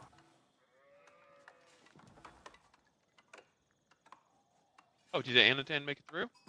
Yeah. Oh, he did. See, my prediction was right. You were wrong. Let's say it. I mean, I was just saying, like, okay, Holmes beat Demu and Myriad. Like, it's hard to bet against that. But it's Anachad. But yes, we see a school of cavalry coming up from Valdemar playing the Jenny, and I think that this looks about normal. Nothing. Okay. I mean, as normal as a Hippodrome game can be. I'm really very surprised. curious what kind of contract Louis is going with here. Usually you wanna like support your units, like your army composition, with the range units from the olive oil. But with the Hippodrome, there is the option of the Kashik Triumph. Yeah, and that I don't really like against the Royal Knights, but hey. That's basically what I was getting to. Is like, yeah, you can do that, but do you want to?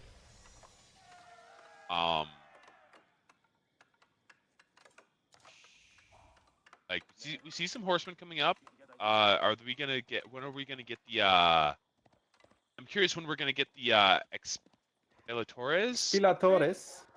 Expilatore. The fact that I can't pronounce fucking Greek is really disappointing. Well, I can't pronounce Greek either, but I'm just saying it here. It's +2 damage against workers. It's really good. If you hit the No, Triumph just- ability with 2 horsemen hitting the villager, you are killing that guy in 3 hits. Yeah. No, it's a total of 4 attacks.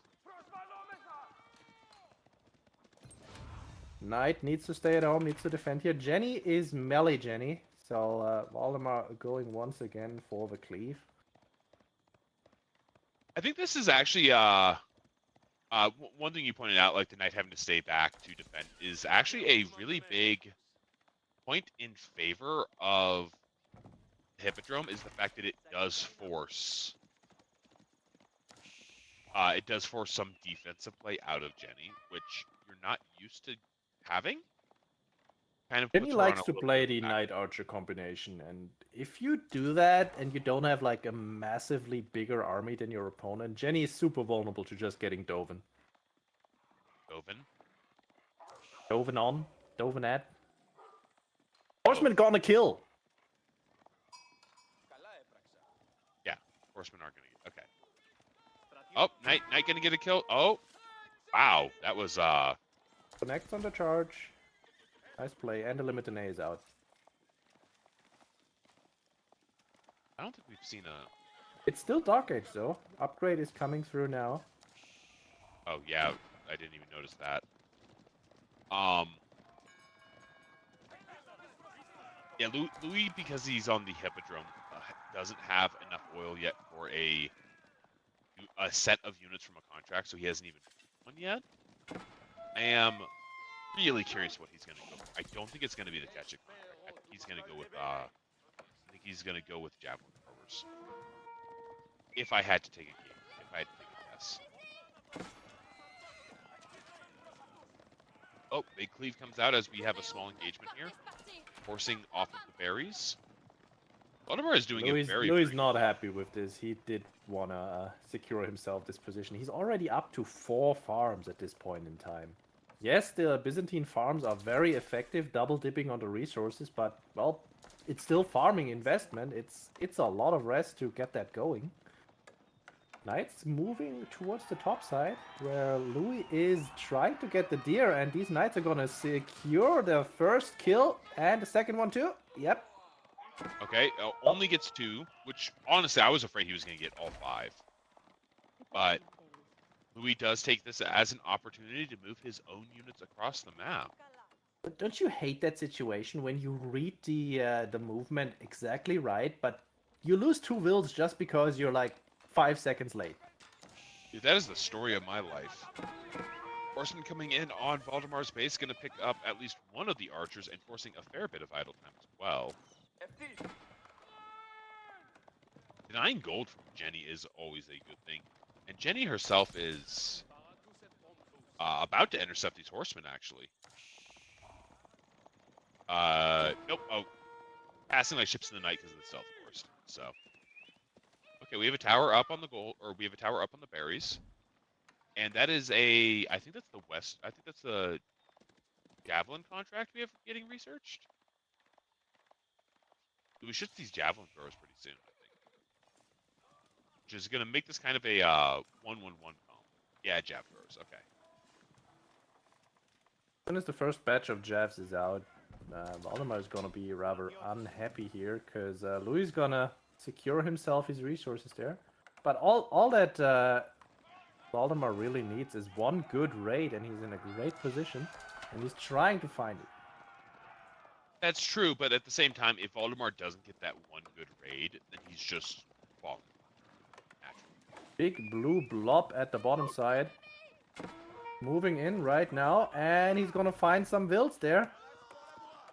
Oh, he doesn't have the Expilatores? No extra money? No. That's sad. Oh, so good.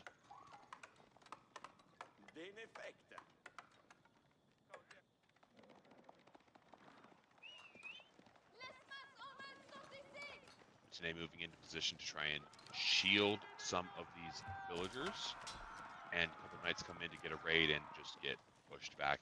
Yeah, I think that Louis has in fact managed to create a very good position for himself, and like all these little skirmishes that are resulting in damage on units isn't resulting in deaths, and Jenny's not here even if they were. So she's not getting experience. She's what, an eighth of the way through or a fifth of the way through getting to level 3. Idle time is still damage, never forget. But yeah, Louis has stabilized at this point. He's got 13 Limitine, got some jabs out, gonna get the second badge very soon. His horseman numbers have dwindled though. He's trying to pick up some reinforcements, trying to get an occasional raid in. Valdemar is wrapping around once again, going for the back deer. Or maybe for the woodline? Is he gonna go for the woodline? Does Louis have the housing side tech is my question.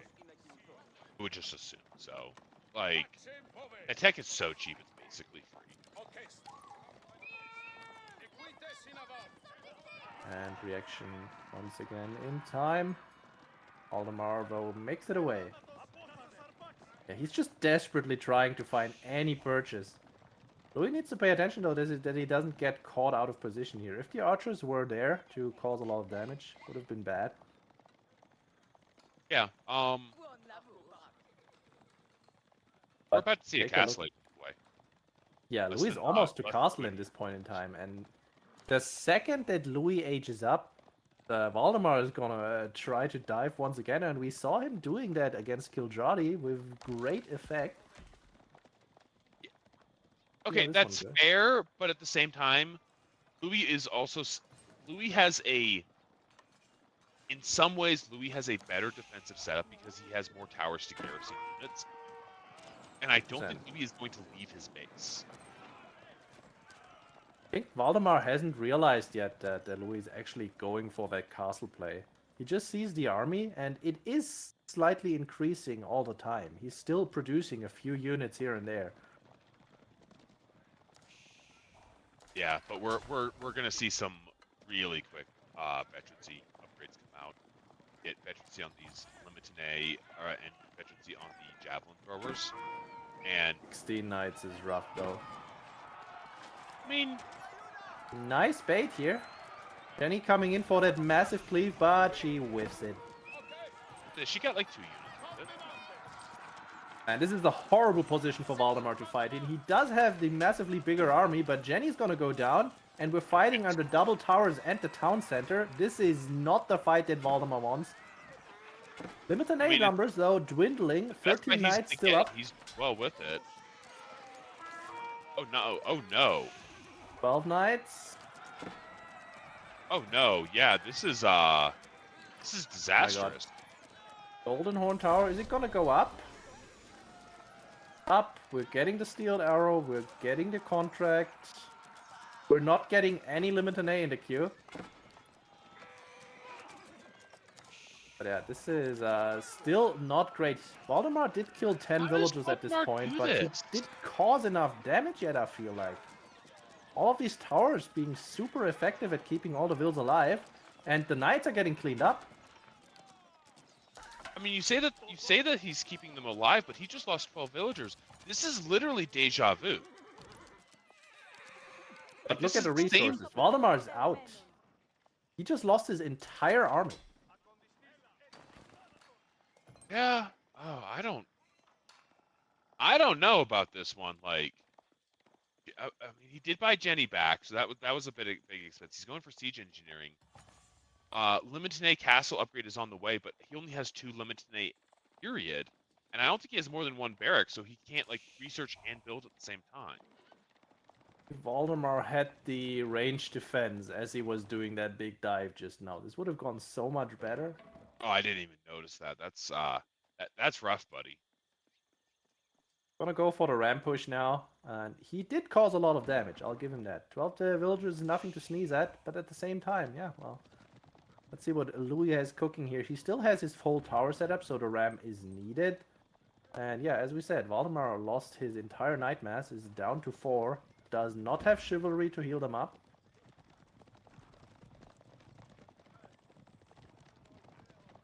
it was worth for Valdemar, but it was also the only thing he we got a clown could car. do. We got a Got a clown car. Woo! The funny thing about this is because you get experience from destroying buildings. So this tower is going to give Jenny experience because she's in the clown car.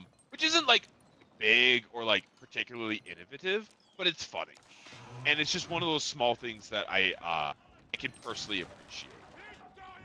Oh, it almost takes down a knight. Uh, Never mind, the other tower does. but that night had like 5 HP. Okay, jabs are here. Let's see how good the clown car play is. Jenny with the cleave. She got is one there. limit today with that cleave. She's diving tower. Oh no. Diving the Jenny, base again. There's Jenny, only this isn't 6 what you vills want in to the do. PC. Jenny, this isn't what you want to do. I think. Can he just do that? Is he gonna get profit out of that? I mean, the ram is still uncontestedly doing stuff. Well, Jenny's dead, but I don't think it matters. Honestly, I think think- Valdemar might have done it. I think he actually caused enough damage with that raid. Because there's no armored units coming out for Louis. He's just done. Yeah. Yeah, and he doesn't have the food. He doesn't have 15 a archers food now. The ram stays up, and Louis cannot defend against the ram. It's just gonna come in, get more of them. Oh my god, well, that was impressive. Oh, never mind. We've got the great equalizer. The mangonel emplacement is cute. Where's Let's this watch- mangonel tower?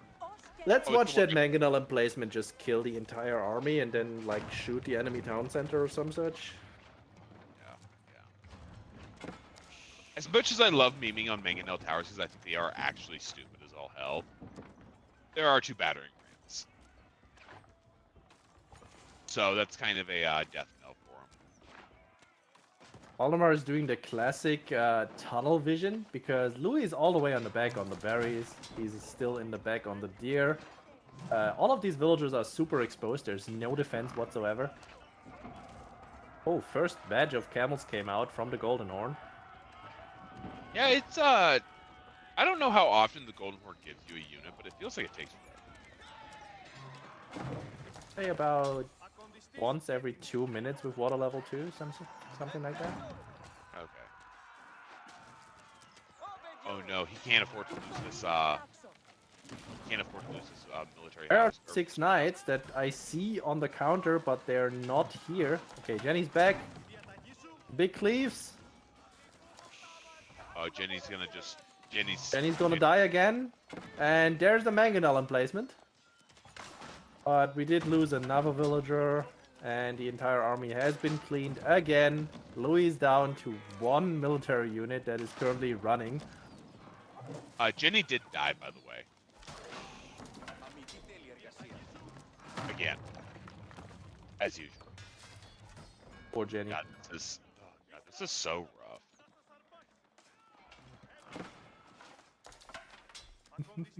Greenlord, why is this baboon?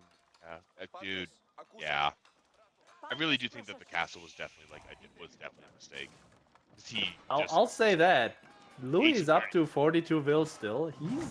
He's still technically alive. He's only lost 15 villagers, guys. He's only lost 15 villagers. Here come the Varangian guards. Valdemar only has 5 knights. Okay, and the 5 knights have found the villagers. Well, this might be a problem.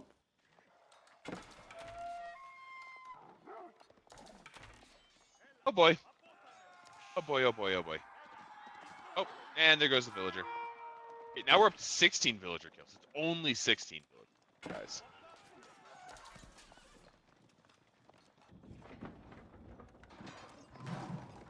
While on the other side. Well, this is not a great fight for Valdemar here. He isolated his archers. There is javelins and the Varangians now fighting them. And he's gonna clean up those rams. No, at least the Rams didn't like break the aqueduct line.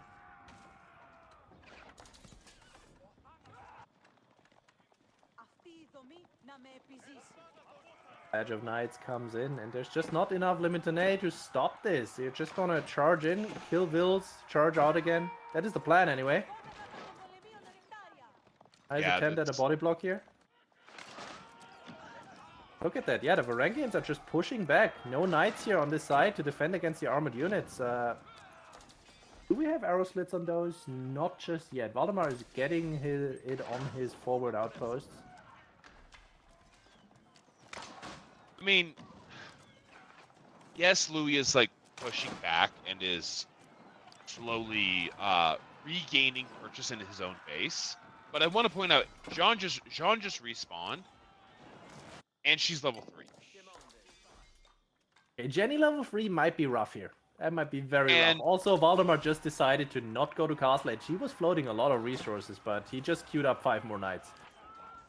I think that is the perfectly fine decision here. He just needs to kill those villagers on the right side that are currently building the Great Wall of Byzantium. Byzantium?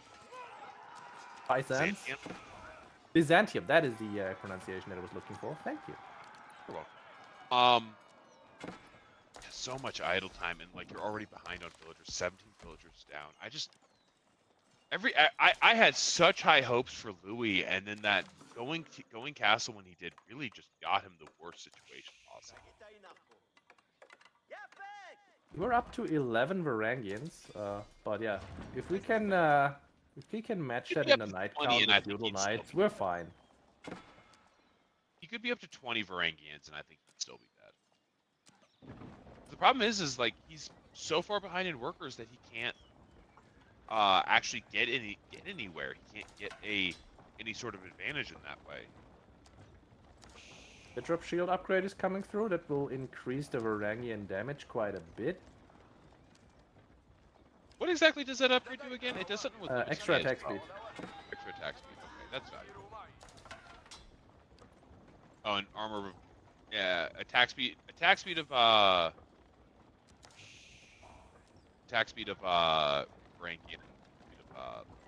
So like, cool. Yeah, I don't know. It's also really hard makes them look really cool. So that is also true. It's really hard for me to just feel excited about this game, considering how this is.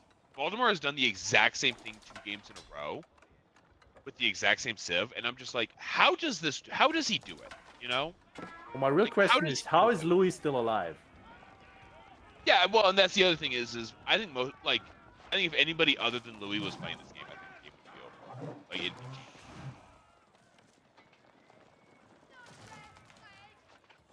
Open the wall there, and meanwhile, what is the plan here, Valdemar? Are we faking out right side and then going left? I don't think Voldemort knows what he wants to do to end the game.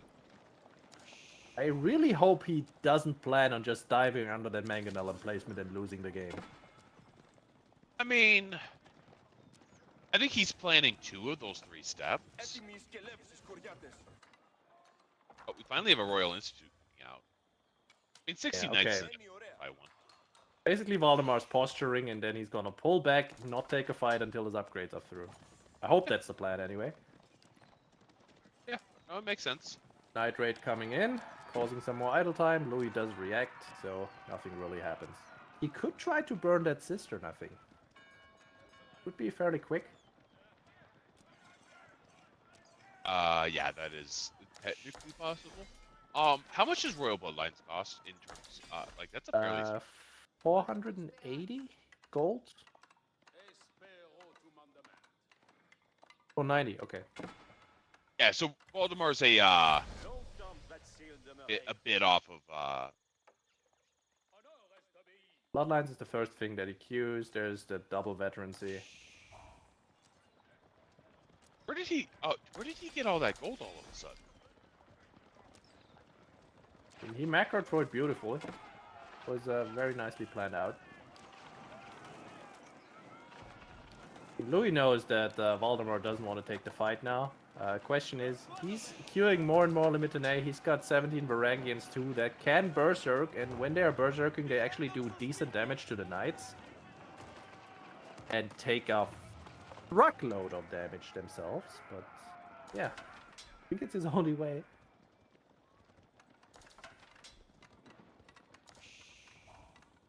I mean, I think the only way that Louis wins this game is if multiple Mangonel towers just like obliterate the entirety of Baltimore. 21 almost Imperial Knights, so about Or to if enter the Baltimore battlefield. deletes all of his archers. If Voldemar chooses to do that, then there's a chance. But those I archers do are like the in raid that is Castle coming at the Age. bottom side. The one camel raid. That's all he can afford to like not have with his army, though. Like it makes sense.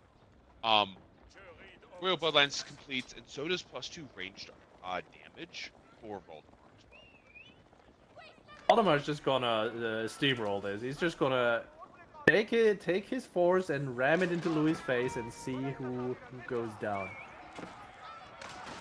I'm willing to bet that Jean will not be going down. Jenny's here. Where's the? Run in, Okay, get a doesn't really need the good big field lead. just yet. Does he have it available though? He just used it. Nice raid at the bottom side. Seeing in the split screen. Jenny goes down here. And this is a really good fight for Louis, but 11 Knights still on the field. Knights have cleaned up Louis most of has the front line, the but Valdemar needs to pull back here, fighting under the Mangonel emplacement and straight into the Limitane. Well, that is a throw and a half. Remember what I said about like just diving under a Mangonel tower and dying? Like that's what happened. Oh, and there's an actual Mangonel as well. The Rams never actually got onto that tower, which was a massive problem for Valdemar there. So that tower just sat there and fired constantly. And also, Can we that talk camel about the fact that Louis is still killing villagers right this moment and Valdemar camel has has killed not 13 stopped? fucking villagers, 14 villagers. That was a rough raid. This game is back to even. We're at parity. You say parity. I say Byzantines is super far ahead right now. I mean, in turn, like the numbers are at parity, like the villager count. The villager count. That's true. Let's see. I guess Louis just gotta Cistern boom up and well, kill his opponent at this point. Because I think Louis can do whatever the fuck he wants. Like he's completely in the game. He's completely in control of the game. He's got +2 across the board for all of his attacks. He doesn't have his eco upgrades, which is like not as bad. but hear me out here. What if Valdemar takes all of his villagers and right clicks a camel? I try not to point these things out. And then you just like blare them out loud. I just want to say that real quick. Okay, we got a second TC coming down. I don't think Valdemar realizes that he's at parity. I think he actually thinks he's behind. I mean, he knows he did a lot of damage earlier, but look at those walls coming out from Louis. He's gonna be super safe against all raids, and well, we did see the raids coming in from the other side, and it's continuing. Man. Also, we're 30 minutes in, and we're just now getting the first relic picked up, which I just find to be hilarious. The single camel raids, they're pretty effective. I should start doing them. That's 17 dead villagers on each side, and with that, it's actually a very slight lead. It's actually a 5 villager lead for Louis, which is not what I was expecting. So Louis has a larger army. He has the economy. He has everything. I think this game is now his to throw, just as it was Valdemar's earlier. And I'm hoping we don't just see a game of football here where we're throwing the game back and forth. But that's exactly what I hope to see. Come on.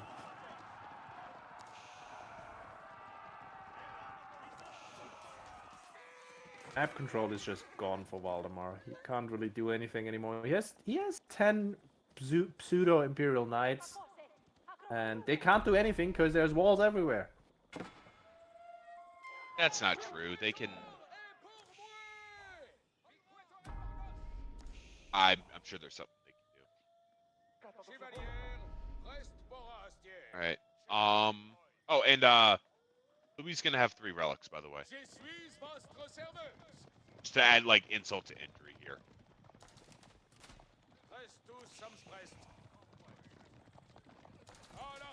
Too much commitment to feudal, really?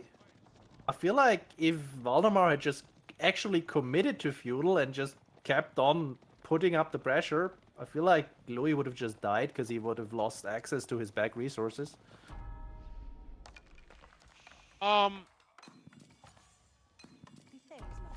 Like the knight count was still higher than the Varangian count. We just took horrible fights. Oh, Jenny's dead. That's not getting fought back anytime soon, guys. No, I think that Sass is correct. I think aging up sooner was better. Like he had the economic advantage, and getting parity with tech sooner would have done a lot. Would have done a lot of good. But I mean, which Louis is is casually doubling up on the military count at this point in time. What's the plan here, Louis? Are we just gonna stay in our base behind our walls until we hit Imperial? So, yes, Louis does have a larger military count, but his army is very much trash units. Like it's javelin thrower limit to nay for the most part, versus like knight arbalist.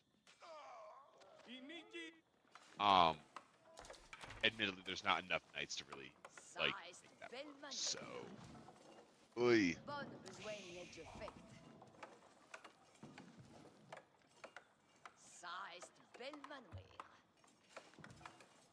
Marine Lord, be nice in chat.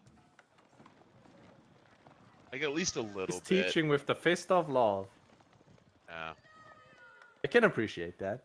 Oh, hey, we do have an Imperial coming out of Louis. He's just saying, you know what? We'll just take it all the way here, boys.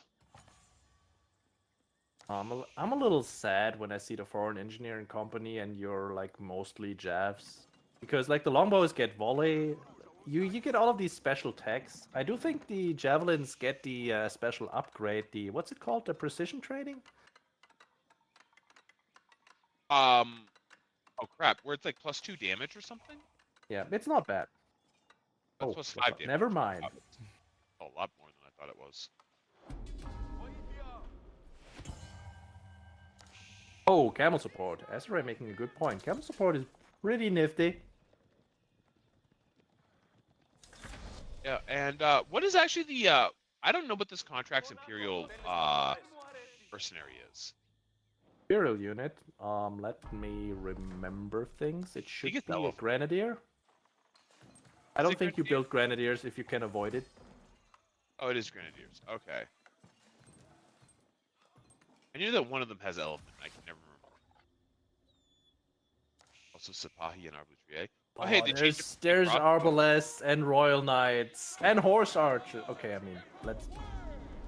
I do enjoy me some Horse Archers, but I mean, nobody's going to expect Royal Knights. 35-minute Horse Archer switch. Hey, I mean, we just saw the throw. Let's do the counter throw. No, please don't. Yeah. Louis is maxed. His Imperial upgrades are kicking in about 10 seconds. Yeah, I think Louis is gonna just take the game from here. He got Tithe Barns on the way. He's got a lot of really good upgrades. He's got +3 range damage on the way. His economy is just absolutely kicking it. We do have some Springalds out from Valdemar, so he's going to be able to fight against any nest of bees and mangonels that are on the field. But they're also not at this fight for whatever reason. Oh, there they are. They're at the back. And they're gone. Through that mining camp in particular, that was a very nice oh my god, there are absolutely no siege, but well, this fight is not going great for Valdemar. Oh, it goes about as good as he can hope it does, which is not great. And yeah, that's even with the mangonels not firing an actual shot. That is oh my god. I mean, we make fun of him not being able to close this out and losing that big fight, basically throwing it away. But well, we wouldn't have done better. Yeah. And that one camel basically, won the game then behind all of that. Yeah. I'm rather surprised. That was a hell of a game. Yeah, that drop off there at the 26-minute mark. Mangonel Towers are really good, guys. Like, holy crap, are they good? That was really the thing that was something that really saved Louis there, was the fact that like the two battering rams that Valdemar had in that one big fight just never could get on top of the Mangonel Tower, and the Mangonel Tower killed all the archers. So it's just that emplacement is really good, guys. Can we nerf it, please, again? I know it got nerfed a little bit, but we could go for another nerf. Well. You know, like just a bit. But yeah, congratulations to Louis MT. He has advanced to the finals. So we will see him in I believe we are doing round of 12 today. So just to kind of recap, we actually have 4 of our finalists. CSO actually beat Wham. See? Told you. A, Okay, I a thought U, Wham would win as well, a but I said Ubits it was a versus, very close game. it was a Ubits versus Byzantines. Let's like the Ubits won there. Anatan beat Home Senpai. Vortex obviously beat Krakeny, and Louis beat Valdemar. So looking down into the bottom bracket, Dragavan is up against Wham. Oh, Dragovan kicked out Myriad. I'm sorry. Did he cheese you? Oh no. Dragavan kicked out Wham, or kicked out Myriad and Mr. Munch, or the Mr. Munch. Sorry, let's put respect on the Oh, name. Wham versus Dragovan. Let's go for all the proxy bases. Kiljadi versus Traker, and we've got Demu versus Avely as well. You did say you wanted to cast a demo game. I would like to cast a demo game, but like the Wham Dragavan game is a little hard to pass up, let's say. That's also a qualification game. Whoever wins does make it into top 12. They do make top cut. So, you know, probably best that we look at that game, as much as I have my preferences. Okay. We're not getting it. We're getting Wham versus Dragovan. I mean, it's a pretty good game. And Dragovan is playing his home Abbasid. Let's go. Versus the HRE. That's rough. On Cauldron. Again, we are just Okay, Dragovan, I'm expecting big things from you. Let's go. I am super excited. Do you see that double English ban? Okay, it's one ban, one snipe. Okay, the bottom one is the snipe? And did Wham snipe a Ubits from Wham banned it, and Wham banned English and sniped a Ubit, and Dragovan banned Rus and sniped English. okay. I would really okay. I don't understand I don't understand how you guys read this, but okay. I'm glad somebody knows what's up. I was just shooting into the dark. It was just a guess, but Oh, don't okay. tell Well, them. Don't tell them. Yeah, you are right about one. You did predict that English bans were going to become a lot more prevalent, and we are getting to that point. Like, it does look like some players are just saying, "Hey, I don't want to deal with it," and I don't blame them.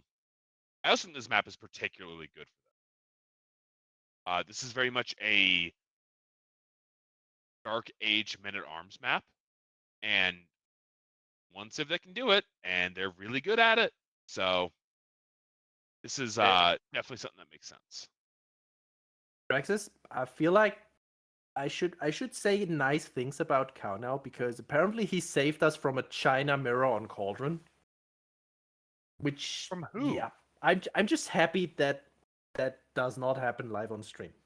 Who played a Oh my Cauldron? god. Who played a China mirror on Cauldron? Demo versus Avely. Oh Oh my God, god. I'm kind of curious, like morbidly, like I shouldn't want to know, but I kind of want to know how that went or how that's going. Never mind. Well, focus on the game in front of us. Focus on the game in front of us. I just want to focus on the discussion in chat. I feel like Mr. Munch has a little bit of a point just because of how the animation works. If you just pop out of the ram, if both have a ranged mass, you will have a slight advantage because your animation to attack starts faster. That's an intended mechanic as far as I'm concerned. I mean, it might be intended. It still kind of sucks because you can't really defend Ouch. effectively. Overlay. Okay. Local unpublished? What?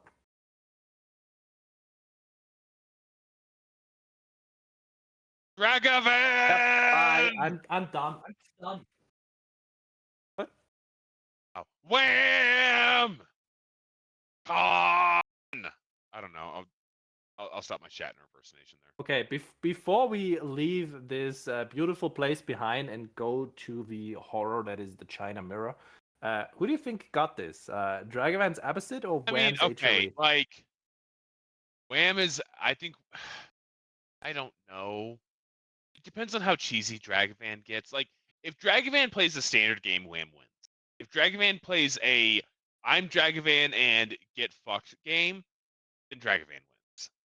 And like, I don't know if he's like channeling his inner Florencio or not, but I want to see so bad. Well, I'm all for just following Dragavan through the tournament in every single game, but Wham! Damn you! I wanted to see that. All right, so China Mirror. What the hell goes on in the China Mirror? first let me quickly look at those bans. We've got a Mongol ban, a Byzantine ban, and we've got a Japanese and an English snipe. Okay. Okay. Yeah, I'm kind of curious that we're ending up at the China Mirror. I think Demo is very happy with this because he enjoys the boom. The last time I saw Avely play China was when he almost beat Beastie. And then Really? he threw the game.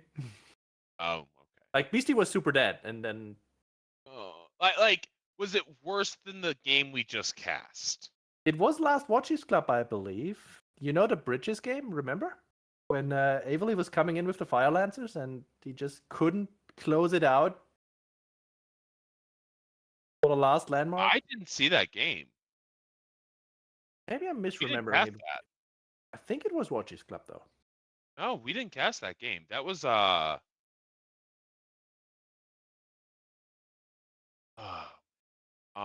was an no, amazing game either way. If I'm if not gonna anyone sit here remembers I'm not that, gonna sit here let me and know look. what it was. Nope, I am gonna look. Give me a moment, chat. But yeah, Beastie was clinically dead, and then it was just done.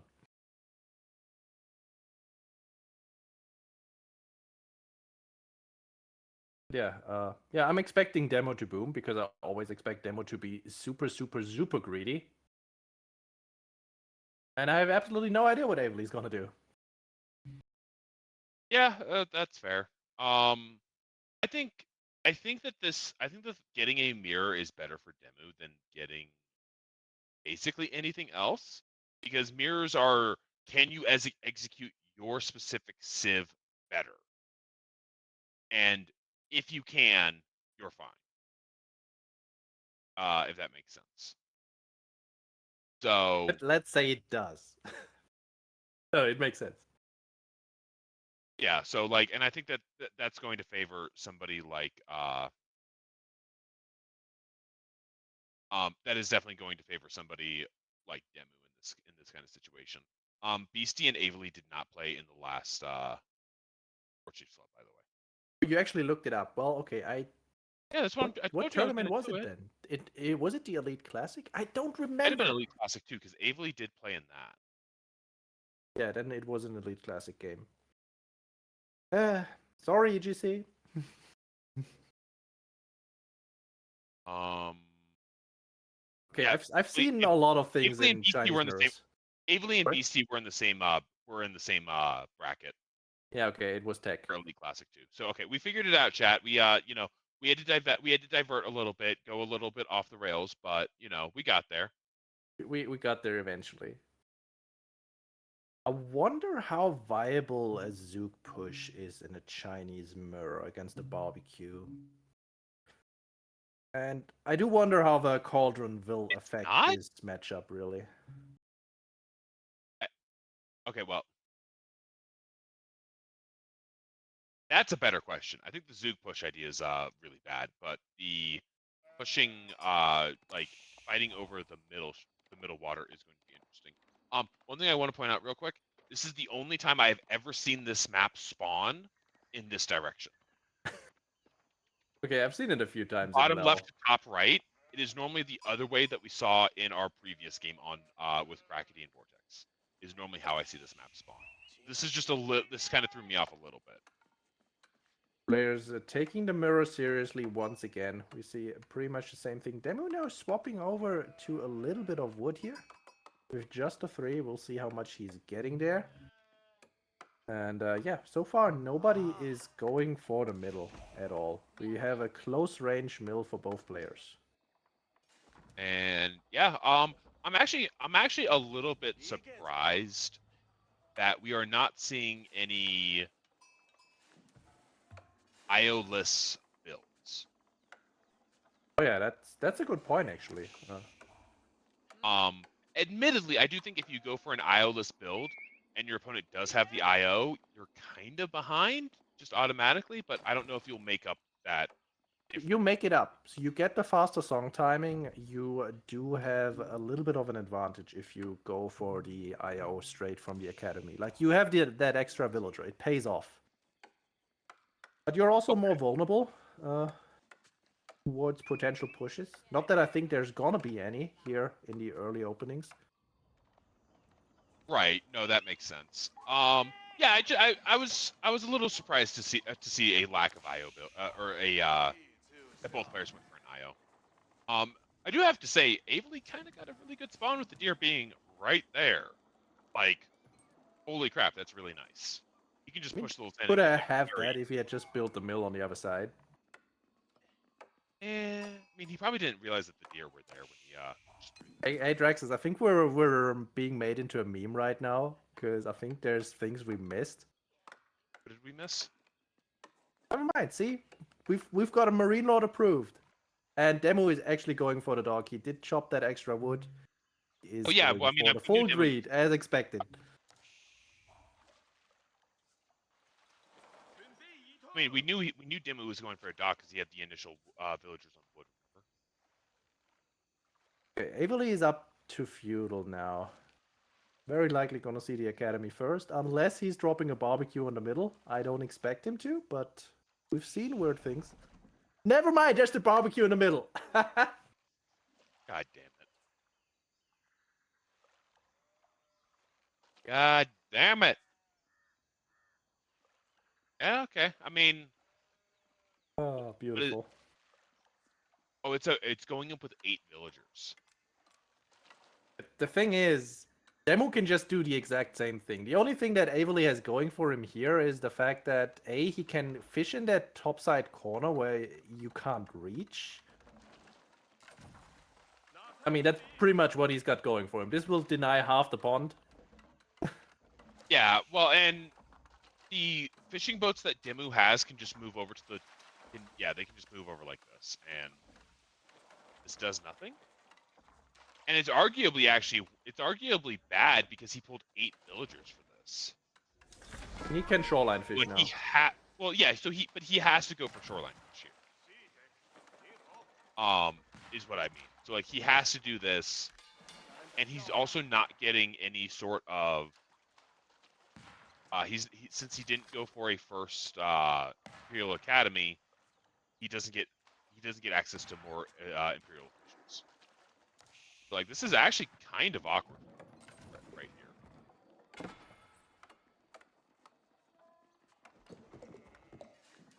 Demu's just doing his thing. Like gonna age up fairly soon, I expect.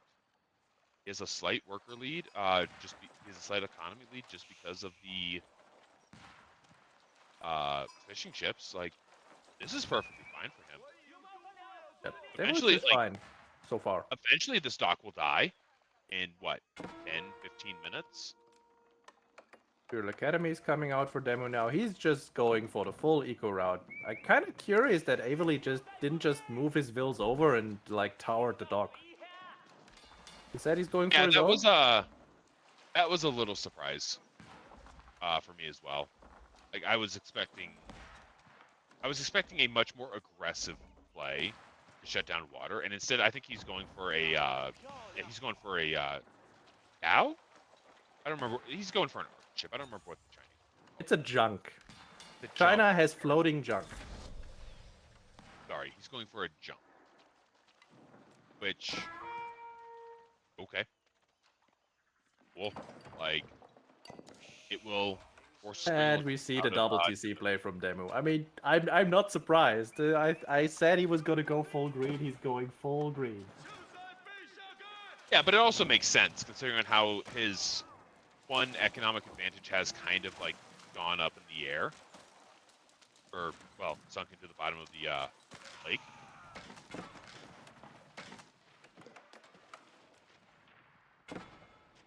We do see a Springald ship come out for Demu, by the way. Or on it, we see it's on its way. Oh, that's a. I swear I saw him do a. Yeah, he does have the naval emplacement, and he's getting a junk out, so he's gonna deny that shoreline fishing at least for a short while. And Oh wow! It's just dangerous, right? It's just dangerous to stay here, and he's gonna get rid of that scout too. Yeah, looking at the vision, I didn't realize Avely has not scouted anything that Demu has done. He actually doesn't know what's about to happen, and he doesn't even know what dynasty Demu is in. He doesn't know what he aged up with. Why does he have 5 stone? What is Demo gonna do with all the extra stone? Is that all emplacements? that? Has to be in placements, right? Assuming so.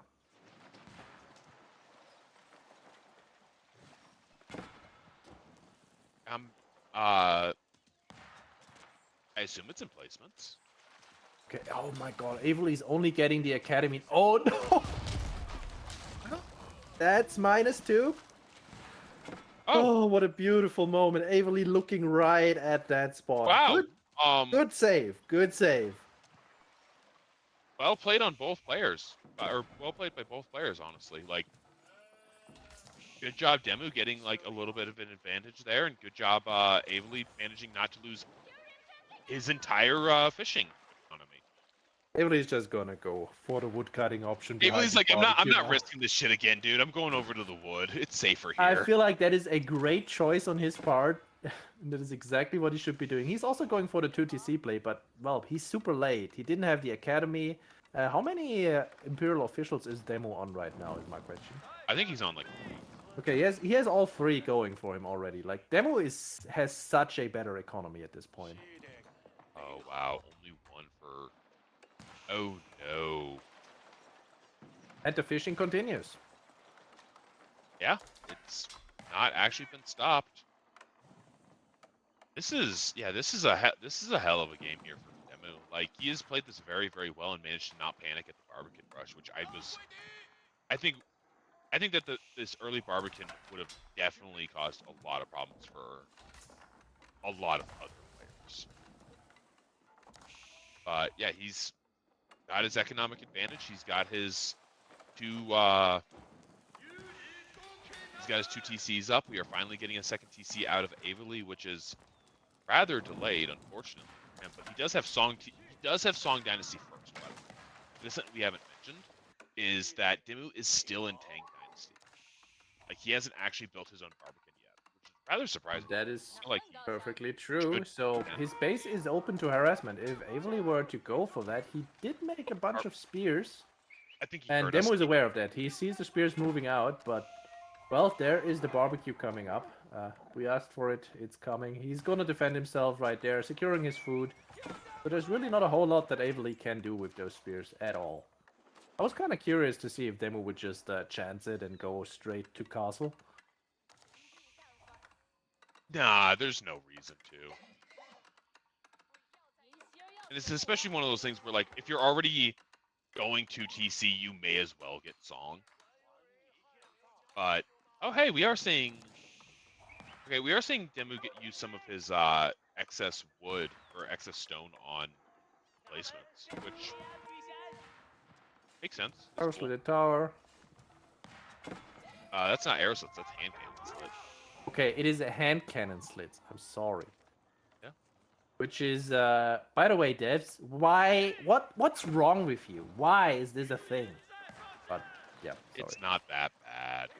Avely's trying to fish, but the dock position is just not right. It's just horrible for him right now. He's hurting.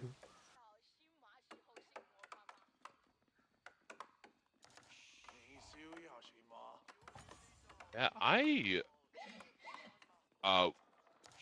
okay, I was gonna say Demu had like 1,700 food for a minute there and 1,000 gold. I was very. Wait, he's What, going for an Imperial Imperial Palace? Palace?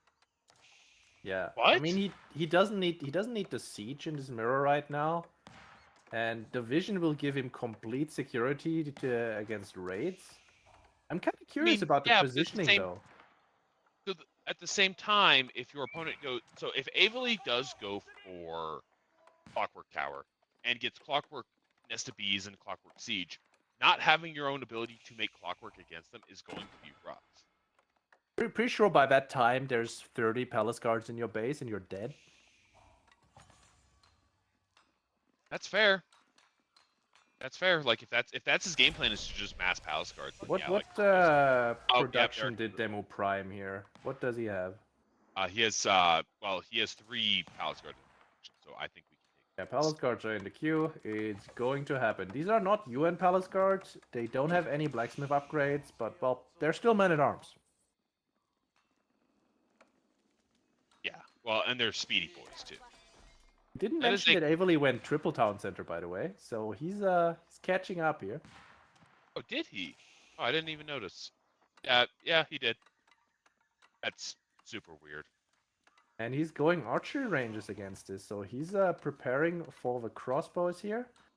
And, well, he does need that farm transition soon, TM, because, well, if you're going to be the defensible guy with the crossbows, you kind of need to stay in your base for now. He does have access to that other berry patch at the top side still. So, well, Demo could take that boar and the deer on the left side. yeah, he could. I think he has to, actually. But I think that ironically we are in a position where Avely, having the astronomical clock tower is going to be very relevant very, very quickly. And he's just going to be able to wall off here and really set himself up for success. I mean, the 3TC was a good read from him. Knew that he was pretty far behind against Demo. Yeah. And keep in mind, a bit of Demo's eco count here is also because of the fishing boats, and the shoreline fish that he has access to will run out shortly. I think it already has, actually. Oh yeah, 3 of them are still garrisoned, and the ones in the corner are gone. Yeah, like he can't actually access anything at this point. So yeah, Demu is basically 9 villagers behind for all intents and purposes, and he's running around trying to find something with these palace guards, but the palace guards just have not managed. And Avely has set himself up for success with these walls, and the forward Barkin is, like, it is denying resources. It's not like it's doing nothing, but despite it kind of being awkward for defending his actual base, like, it's still working. Read here by Avely that Demo is gonna go for this relic. Finds the palace guards, gonna be able to take them out with his crossbows there.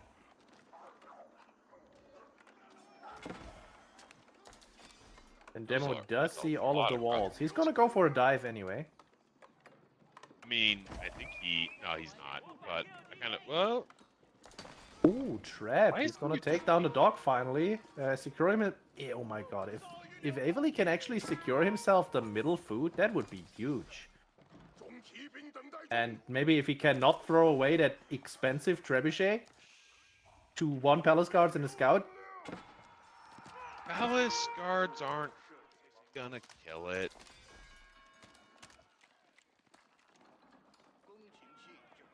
Demo knows exactly what's going to happen now.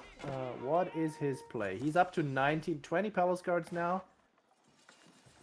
And he did secure himself 3 relics already with a 4th on the way. So he's perfectly set up for that Yuan Dynasty switch with the pagodas, if he so chooses. He can also go for a gatehouse. I mean, he's floating a lot of resources at this point. And he's going Yuan. So it's gonna be pagoda time. And it's gonna be super fast palace guards. Yuan is a really interesting choice here, because you get... Yuan is movement speed, right? Sorry? Which dynasty is Yuan? That's movement speed, right? That's movement speed. It's really good. Yeah, so he's going to get the movement speed, which is going to be great, but he is going to fall farther and farther behind economically because he's losing some. I mean, there's not that much to go anymore. Yes, Avely hit 100 villagers. Yes, he still does have pop space. But the thing is here, Demo will drop down 3 pagodas. He will get 750 passive income per minute through his 3 relics he's going to put in there. That is also pretty damn huge. Where's the 4th relic? 4th relic is in his monastery, Demo I'm has expecting. 4 relics. Like, the pagodas are so good. And oh my god, he's farm position. No! Oh no! This is the absolute worst case. Catching the granary transition is how you kill Chinese, and it's how you kill them in the mirror match. Why are you doing it over here? Build a wall behind you. He's gonna lose to Springle too. Well, that is pretty fortuitous for Demu finding that right there. Oh my god, that's horrible. Palace guards are chasing a clump of workers on the left too. Oh, and the gold is gonna go. Oh no! Do you remember that villager advantage we were just talking about Avely having? Sorry, I'm witnessing war crimes right now. I can't really listen. Okay, that's fair.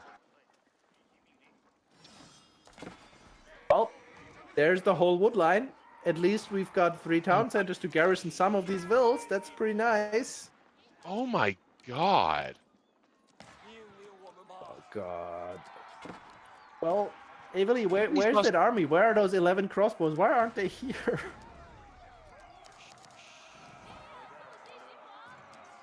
This is like... Oh, anyway, Draxos, you were saying about that villager advantage? Yeah, I know. It's Avely just lost 1/3 of his economy. Or 1/4 of his economy. He does have access to the middle pond now if he cleans out the junk. Oh goody. I think that's gonna say. I think he has to now.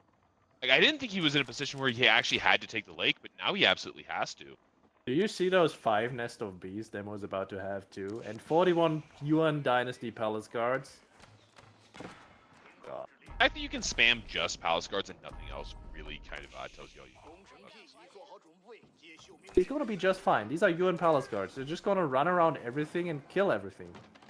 And he's gonna hit Imperial soon too, so they have extra health. Do you want the movement speed or do you want the health? What do you think? Oh god. Avely is pop capped. That village was oh no. I think Demu just decides he'd rather get the population from that. Just having a little bit of fun with his last remaining warship in the middle.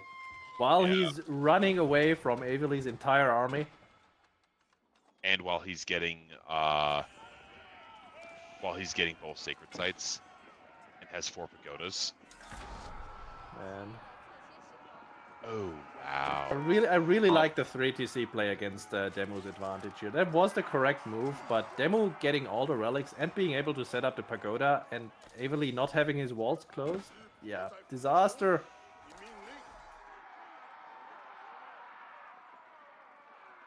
Yeah. Going for another round. Oh my god, this is so depressing.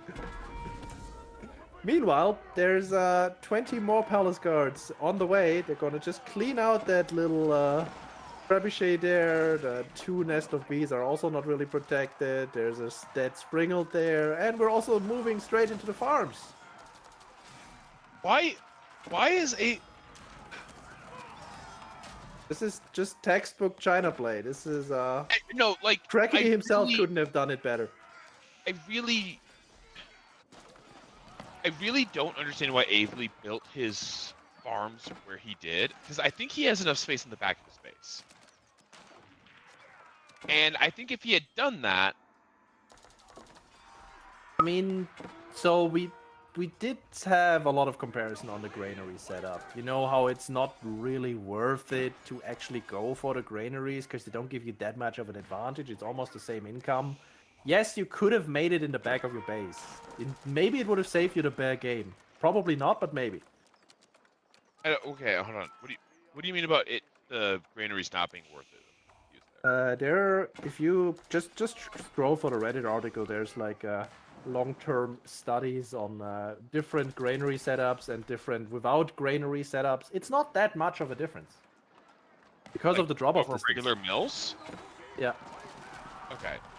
I mean, I'm not even talking about that. Like, regardless of like, granaries could be 200% better, but the fact is if you lose your entire economy because they're exposed and not built in the right spot, it doesn't What do you matter. mean exposed? There's only 5 nest of bees here. Yeah, exactly. And the nest of bees are just marching on, firing. Oh god! And that one shot just killed like 15 units.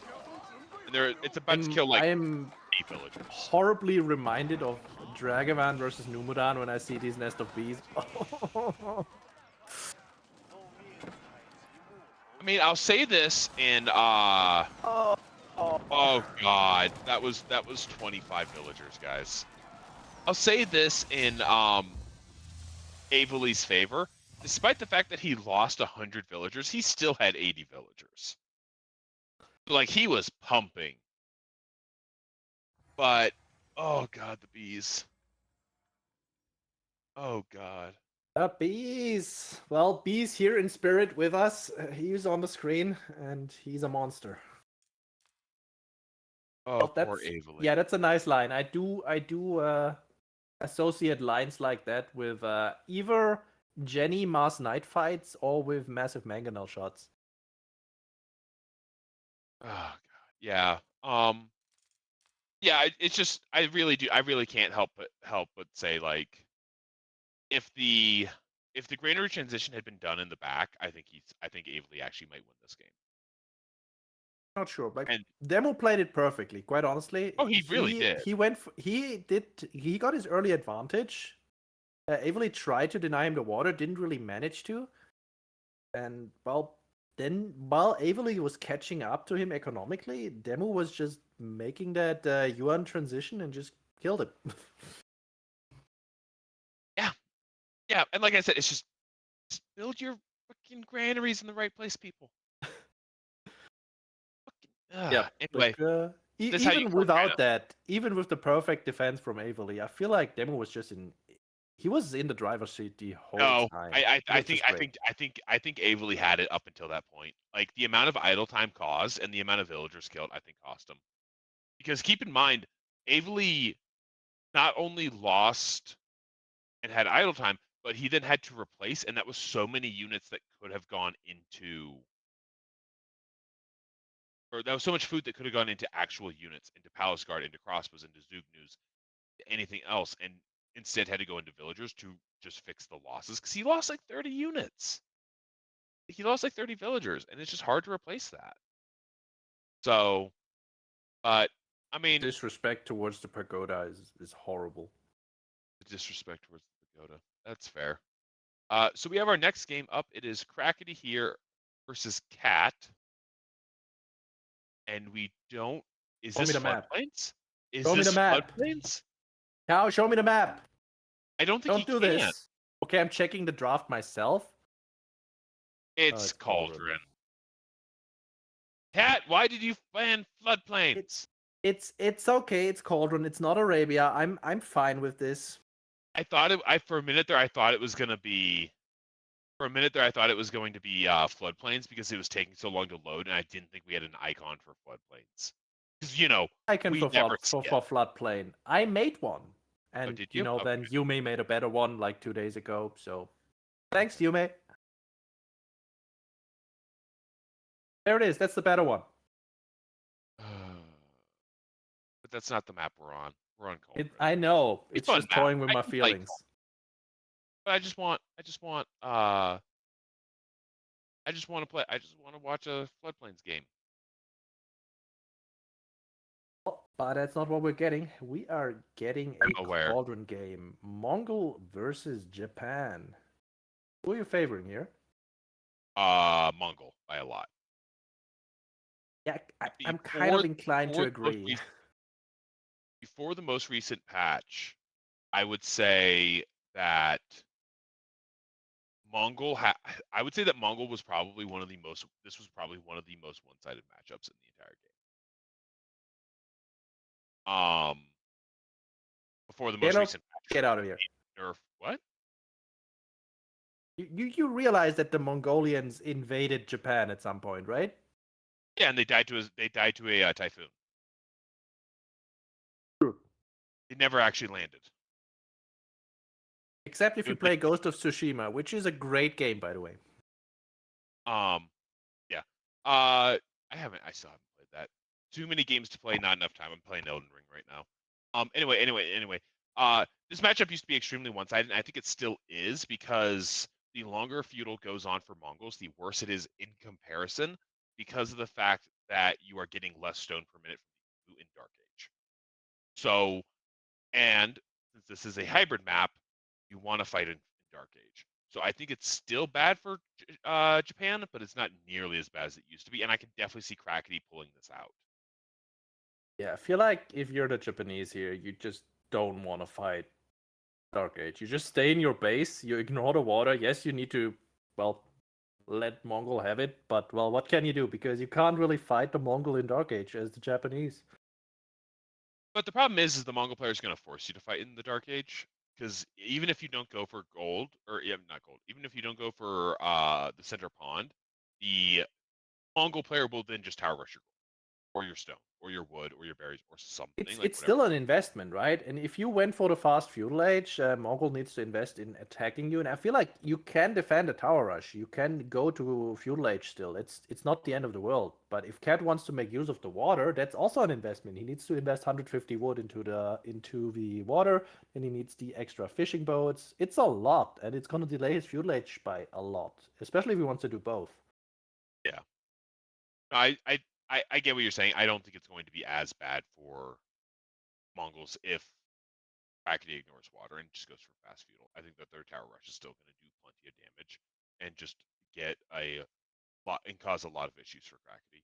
But I also think Crackety is a skilled enough player and knows this matchup well enough that he's going to be able to just come out on top regardless. So I think Crackety is going to win, but I think he is in for an uphill battle. As usual, I say it's a Mongol favorite matchup, but it's a Crackety favorite matchup. Let's see how this one goes. Now, do we have a time to arrival? Great, as usual. You can't do anything right. I mean, that might not be the worst idea. Okay, I'm fine with that.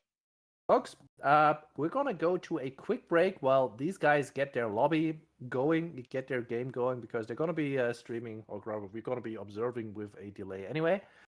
So yeah, folks, quick break. Everyone, refill your drinks and be right back.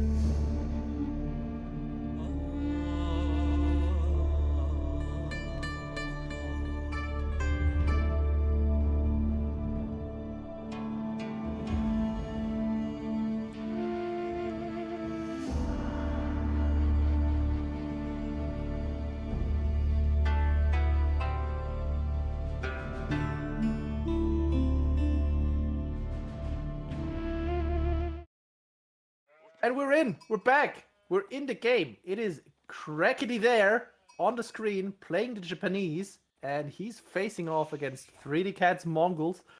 Let's go. Let's see how Crackety's gonna pull this one off, and if Cat's gonna go for that middle. Crackety where? Wait, what? Crackety everywhere. Exactly. This is the yeah, this is I'm really excited to see this one. Is he trying to Yeah. Oh my No god, he's way. pushing Dio with the Gur. Let's go. What? Oh my god, Faye would be so happy seeing this. This is incredibly next level. Like, holy crap, that's next level. Oh, Good I am crap. so happy seeing this. I'm just impressed. So let's take stock of the game. Do we have any like bad spawns for either player? Not Okay, particularly. I don't think that Crackety has anything unusual about his spawn that I can see. He's got he has a back deer pack. He's super happy. So does Cat. So, well, no, he's just not unhappy with that. There is a blue dot on the middle pond, though. is there? And I'm Ooh, fully expecting that to that's be a a dock. dog. Ooh. Crackety sees the Ooh. Uwu, has his scout right there, and he did see the villager leaving, I'm pretty sure, so he knows that there is dog play around. Also knows that there's no aggression coming then. Yeah, the fact that you Crackety's scout was there at the point where either a dock had to start or a barracks had to start, and since the barracks didn't start, it had to be the dock, kind of like by process of elimination. So, but yeah, this is a very interesting start to this game. Moving on to I mean, gold it's already. anticlimactic, but it's kind of what we expected, right? Crackety is not making a play for the middle, because it's suicide if you do that against Mongols. Yeah, like, it's not unexpected, but it's still interesting, if that makes sense. But yeah, so we have the fishing boats coming out now. We have a very, very slight advantage so far for Cat in the start of this game. But yeah, I still think Crackety has a really good setup for success here. You just want the township. Give me the coca. Come on, do it, Crackety, please.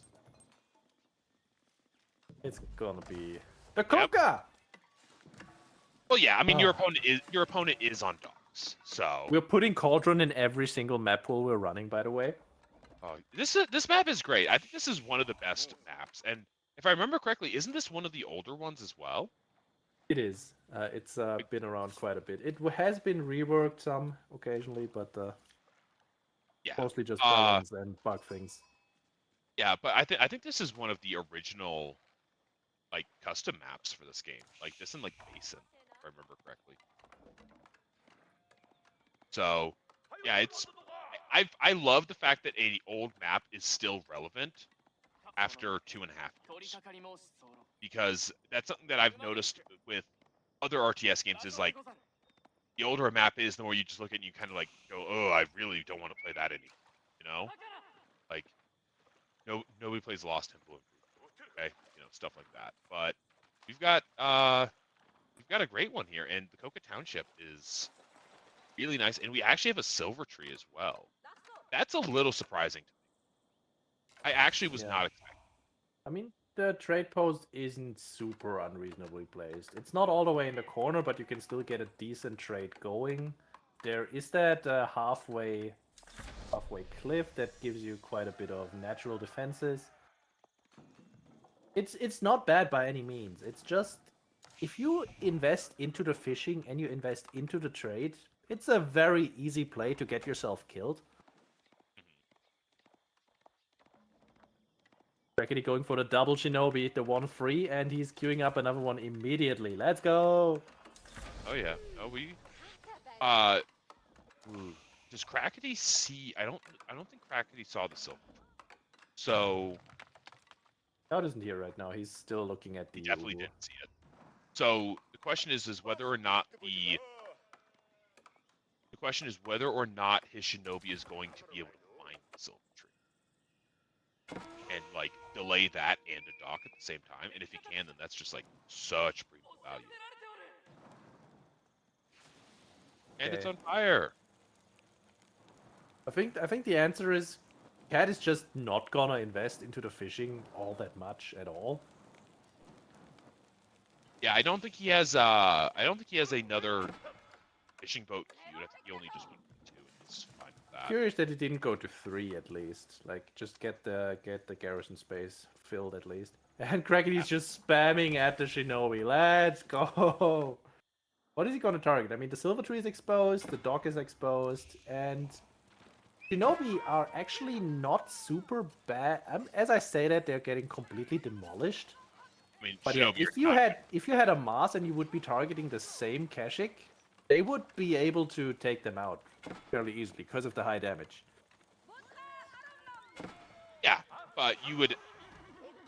I think you would need to if you're fighting in equal numbers. I think you need to have like enough to one shot at that point, and I don't know how many that is because it's a lot. Okay, trade has started. Oh, that is such a rough. Okay, trade. It's not bad. I think anything under 50 is bad. If he really wants to, he can move the silver tree up to the sacred side. Then it's gonna be like 44 or something. But yeah, for now, we're just gonna see some feudal units coming out of Cat, and Crackety is trying to get that fast castle timing. Yep, and we have a little bit of idle time being caused. Oh no, loses a caching for it though, which is unfortunate. The shinobi makes his way in, kills a villager for his troubles, and causes a sabotage. So like that shinobi got so much value. And I actually think that Crackety actually canceled one of the shinobi that he had queued up, but he is instead looking for the silver tree at this point. Is he looking for the silver tree, or is he just gonna move away so the unit doesn't follow anymore? Or he just murders an innocent sheep for no reason at all? How rude. Thought I knew you, Crackety. We've actually had a lot of just like random sheep being killed in the middle of the maps today. It's happened in a few of the games we've had. But yeah, this looks good for Cat. Like it looks good for Crackety too, because he's about to age up. Raid comes in, but age up? Crackety did smell it apparently. He does lose a vill here. Does he lose 2 is my question. Ooh, yes. Yeah. And he Oh loses wow. 2. Nice snipe by Cat. He does pay with 1 Kashik, but 1 Kashik for 2 vills is almost good. Yeah. So. Loading gate coming up though. And do we have? I think he just threw down a production building. It was a barracks, or not barracks, a stable. So, and Cat has recognized that we do have a castle game incoming, and he's just saying, "Hey, I'm not going to stick in feudal forever. I'm going to go for my own castle as well." The big question I have is whether or not he is going to get spearmen to try and fight this, or whether or not he's going to just stick on this like Keshig archer even in castle. Because I don't think that's. You kind of need to play the Kashik. It's not great because, well, the deflective armor saves you from the charge as the Japanese. But you also need the mobility since you can't make walls. You kind of need to combat the samurai like that. We'll see. Honestly, wow, I prefer to stay in feudal cool age against the floating gate mounted samurai play. I prefer to go stay feudal and make spears because, well, spears are pretty good. Yeah, I think that this is one of those situations where like either going. I think that this matchup is one of the times where you actually don't go archers as Mongols, or if you do, you end up going like a 1-1-1 build where you go spear Keshig archer. But it looks like Cat is confident in just going with Keshig archer at this point in time. Not seeing anything extra being built on the Uvu, so I don't think he's getting any more production than he already has. And he's actually, now that the shinobi have been taken care of, he's started to clean up. He started to fill up the dock. And also on 500 stone right now. Let's see what he's double producing. And it's Keshik. Keshik and crossbows. I mean, yeah, that's to be expected. Yeah, that makes sense. Like those are the units you expect to be making. Urtai not moving out of the base just yet. I know this is a random question. Can we check the Uber real quick? Okay, superior mobility is starting up now, and he hasn't gotten whistling arrow yet. Yeah, it felt bad when he was moving the silver tree out and he didn't have the mobility upgrade. But I guess that upgrade is underrated. Oh no! Oh no! This samurai's dead. Or it's gonna take so much damage. One of the two. Crackety is trying to control the relics right now with his samurai. Also trying to find damage, of course.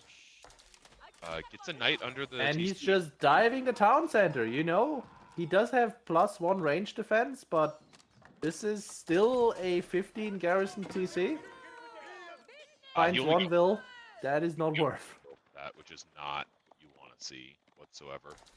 And yeah, like this looks really good for Cat. He does have, you know, what, a 16 economy lead, but some of that's traders that aren't getting a great trade route. Some of those are fishing boats that are going to eventually run out, but until they do, it doesn't really matter. And instead, we just have crossbowmen being double produced, and we have Keshiks being made. And we don't actually have any blacksmith upgrades coming out of Cat yet, which is a little bit surprising. Oh, that Keshik was getting ignored, which is unfortunate. Oh, Uma Bannerman coming out, which is always good to see. And we're up to 7 crossbows at this point. Does Cat have towers in his trade line at this point in time? No, he doesn't. That's a little bit of an oversight. I think he has one near his silver tree. I mean, it's buffing the speed, but it's more like he needs the vision, and he also needs like garrison space and defensible structures. He was trying to tower there. Yeah, that's.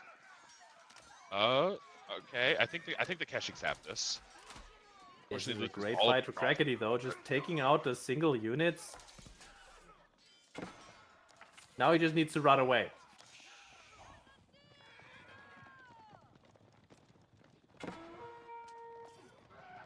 This is the nightmare position that Cat is at.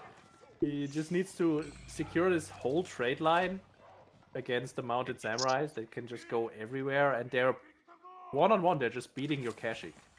Yeah, and this is can't fight into the crossbows, but other than that, he doesn't really need to pay too much attention. Yeah, and this is what I meant when I said, like, I don't think Keshiks are the right answer. It's just because, like, you can't pound for pound fight Keshiks with mounted samurai.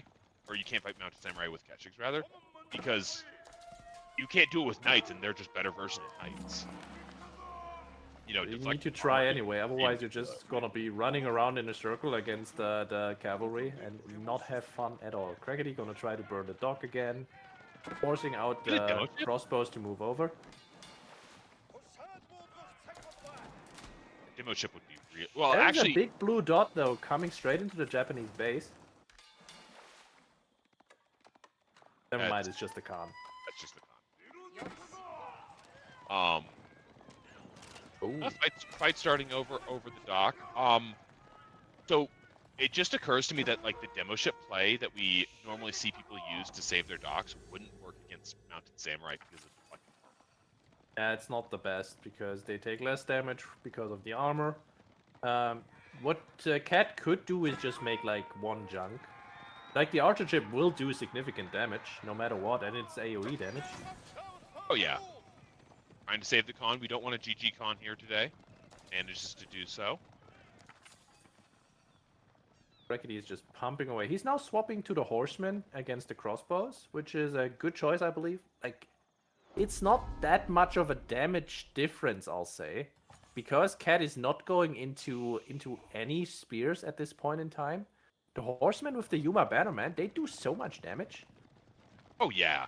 No, this is honestly, like, this game is making me want to learn to play Japanese. Like, this all cavalry style that we're seeing just looks really fun to me. It's less fun if your opponent has spears. I mean, yeah, well, yeah. Okay. Kurotai is moving forward. Let's see. Is Crackety gonna block it? I don't think he can, though. And I don't think he will try to. Not the greatest engagement. And Kurotai is going up. We don't have an arrow. Oh, that's around though. Oh no. This fight is Did so. they intentionally try to like hurt us by going blue into teal? Yeah, I think they did. Crackety cleans all the crossbows. A great fight for him, but Keshik are still here. We're still under the Kurotai. Yeah, Keshik's under Kurotai can't fight samurai. That is something to point out here. So this fight doesn't go as poorly as it could, but it definitely did not go as well as it could. Yeah, Crackety still has the higher army value, and he correctly decides to just move away. You know, not worth to just fight under the Kurotai, and now Cat can't really follow anymore because he can't fight outside of the influence. But his trade is still going, and his eco is pretty huge. Can we swap over to economy, to like per second or per minute? Yeah, Food the is about economy is equal. slightly in favor of Gold is cat. double. So yeah, the economy is slightly in favor of cat, despite the fact that there are relics, which is really surprising to me. I did not expect that. It's the floating gate thing. It just gives you so much momentum because you get the priests for free. Right, but I'm saying it's not in Crackley's favor. It's in cat's favor, despite the floating gate. Yeah, despite that. It's just a trade. Crackety needs to do something about the trade. It didn't really hurt it all that much. So the trade, and I. Oh, did he? I can't tell whether or not there's still the dock or whether or not it got destroyed because the blue one that. Okay. The I'm very blue, surprised blue that on Cat water doesn't- is just so rough. The players pick the worst colors ever. Why doesn't Cat make a single spear? I don't get it. Like, Crackety is full cavalry at this point. He doesn't make anything else. He's trying to lull Crackety into a sense of overconfidence, and then he's just going to do a mass switch.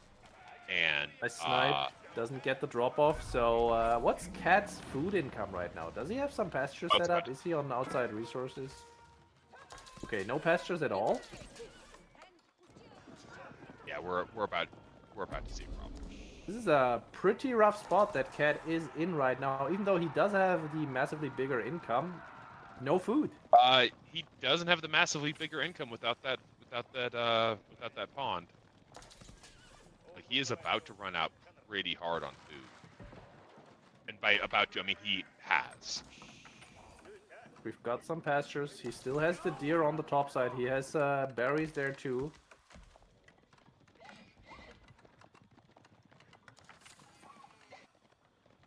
Look at him making this look pretty good. Yeah? And now he's going for the trade. And the Khan, did he spot that out? Yes, he did. Movement would indicate, yeah, he sees it. And no, the con was trailing them and trying not Clutch. to get spotted in turn. Clutch Oh. spot.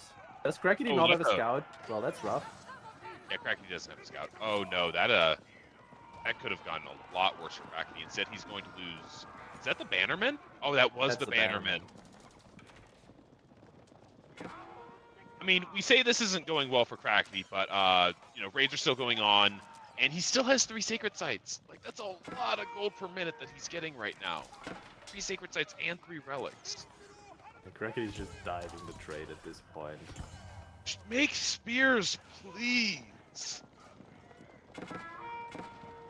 We do have Wow. spears coming out of Cat. And he's trying to get that dog up again. Like, he needs the food desperately. He's buying himself food right now. And now he's out of gold. Yeah. There's also, yeah. Oh my god, is Crackety just gonna win this fight right under the Kurotai? There's archers coming out, because, well, we cannot Oh, afford yep, there's a higher spearman. units. There are 2 spearmen. We're getting to spearmen. We're actually. Oh no! Oh no! Oh no! Clutchy, you can't see the eco upgrades from the Japanese. Crackety does have them. Yeah, he could get the second range defense, for example. Or, like... He does have the melee upgrades, at least, on his samurai. He does have a +3 melee. Just the But he UI doesn't for. have... Where's the Bannerman? Bad. Oh yeah, there it is, right in the middle. This is okay. Armor. Oh my god. Armor, It's gonna be a horrible fight, and the Kurotai isn't even here! Yeah, this is Yep, game. that is game. mass mounted samurai. That's just it. That's just done. Yeah, when your opponent doesn't make spears, it turns out mass mounted samurai horseman is a really good comp. Admittedly, one thing I do want to point out with this is that because this map is Cauldron specifically, the trade is just so bad. Like, this game goes much differently, I think, if the trade is just even a little bit better. Yeah, but maybe Crackety's not gonna play it like that if, you know, there's a more viable trade route either. Fair. No, that's fair. I'm just saying I think the matchup in general is better for Mongols if there is better trade. But this map just does not allow it, and it's part of the reason why I don't like picking Mongols here. I think that there are other hybrid civs that are better in this situation. But yeah, it's 3. It's The only thing I'm sad about in this game is the fact that we've got like 5 Shinobi, and then ever since we had Castle Age, we didn't make a single one. I mean, yeah. I'm kind of surprised. I'm kind of surprised that Krakeny didn't try to find the Silver Tree with his Shinobi. That was rather a shock. Like, he'd jump in on the dock, get damage on it, and then he wouldn't try to find it. Oh, Kurultai is setting back up again. Cat was just counting on the Kurultai just carrying his entire composition. And yes, it's really scary to fight under the Kurultai against the masked crossbows, but like Krakeny had a good size amount of horsemen in there.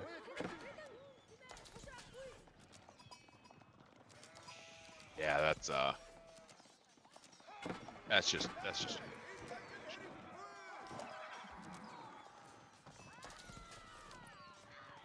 Krakeny here is here! Oh my god! And we're casting his game. Welcome in, Raiders! Krakeny, you do know you have the best of 12, the round of 12. Someone go tell Krakeny that we want to play the first round of the playoffs today. We did tell the players that, didn't we? It was a snap decision, and I kind of did an admins earlier to tell them and communicate, and then I didn't care anymore because I was casting. But yeah, well, I think at this point we could say Cat might be a little bit at a disadvantage here. I think we might be not doing the round of 12 after this because I don't think any of the players actually knew. We didn't. Just done. Ah, well, that was nicely played. Yeah, I mean, Masked Samurai, good unit versus no spears and bad trade.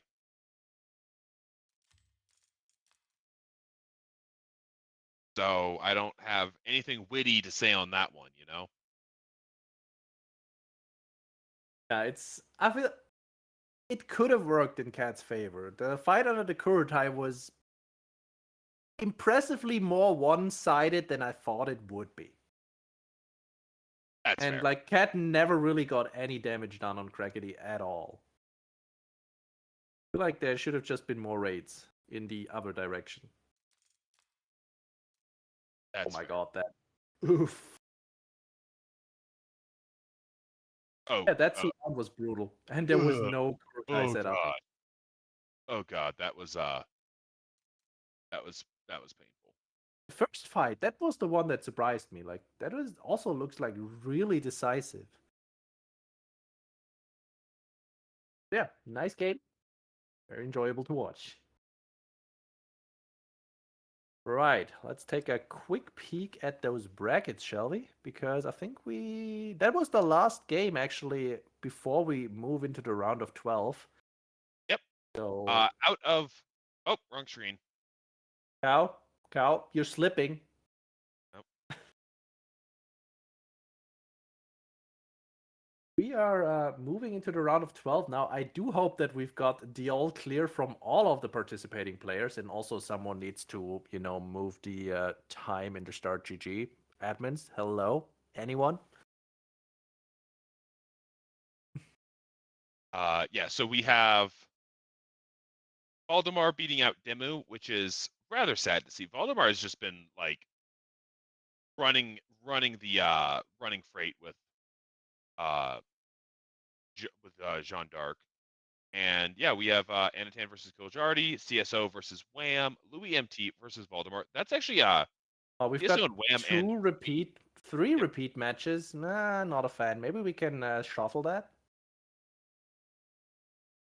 3 of them are repeat. Cow, Giljardi shuffle.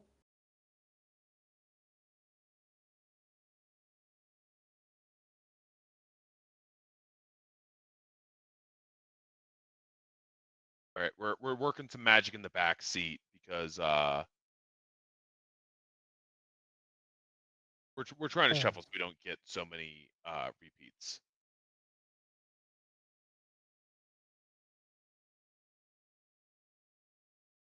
Okay, Anata and Kildradi already agreed to play tomorrow. Fine. See, nobody tells me anything.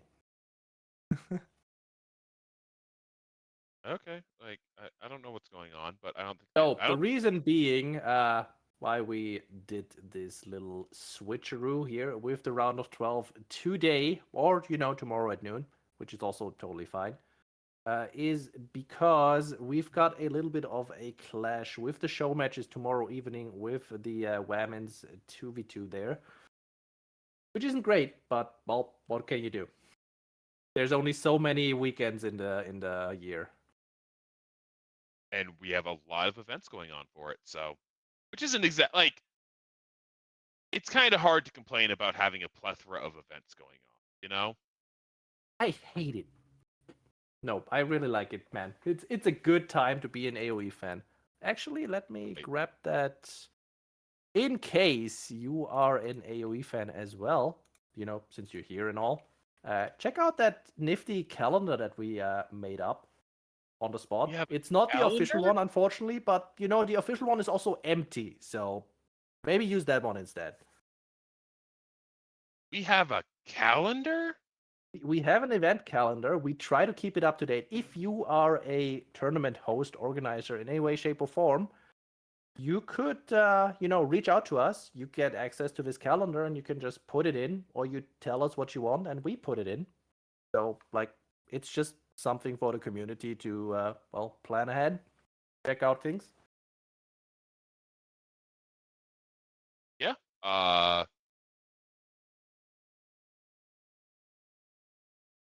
Like this, you want to do our sales pitch for a change? Also, I need to get the light started now since it's really So getting late. I don't know about you guys, but I have a lot of fun with Age of Empires. Okay. And I assume you do too. And I have a lot of fun with the Warchiefs Club. And I assume you do too, because you are either playing in it, or you are watching it, or you're doing both. Because we have several of our players watching us at the same time. Not their games, of course. We have delays and everything like that. Anyway, now assuming you are one of these people who enjoy playing, watching, or being involved in Warchiefs Club, or Low Elo Legends in general, and Rising Empires, Oh my what god, you he's should talking about consider me. doing, shut up, Ascalad, is donating to us via Matcherino, because that helps us fund Warchiefs Clubs and helps us fund Rising Empires and keep these events going. Because unfortunately, we are entirely community funded. We do not actually have sponsorships outside of this and the last Warchiefs Club, and we want to keep these big events going with these big prize pools.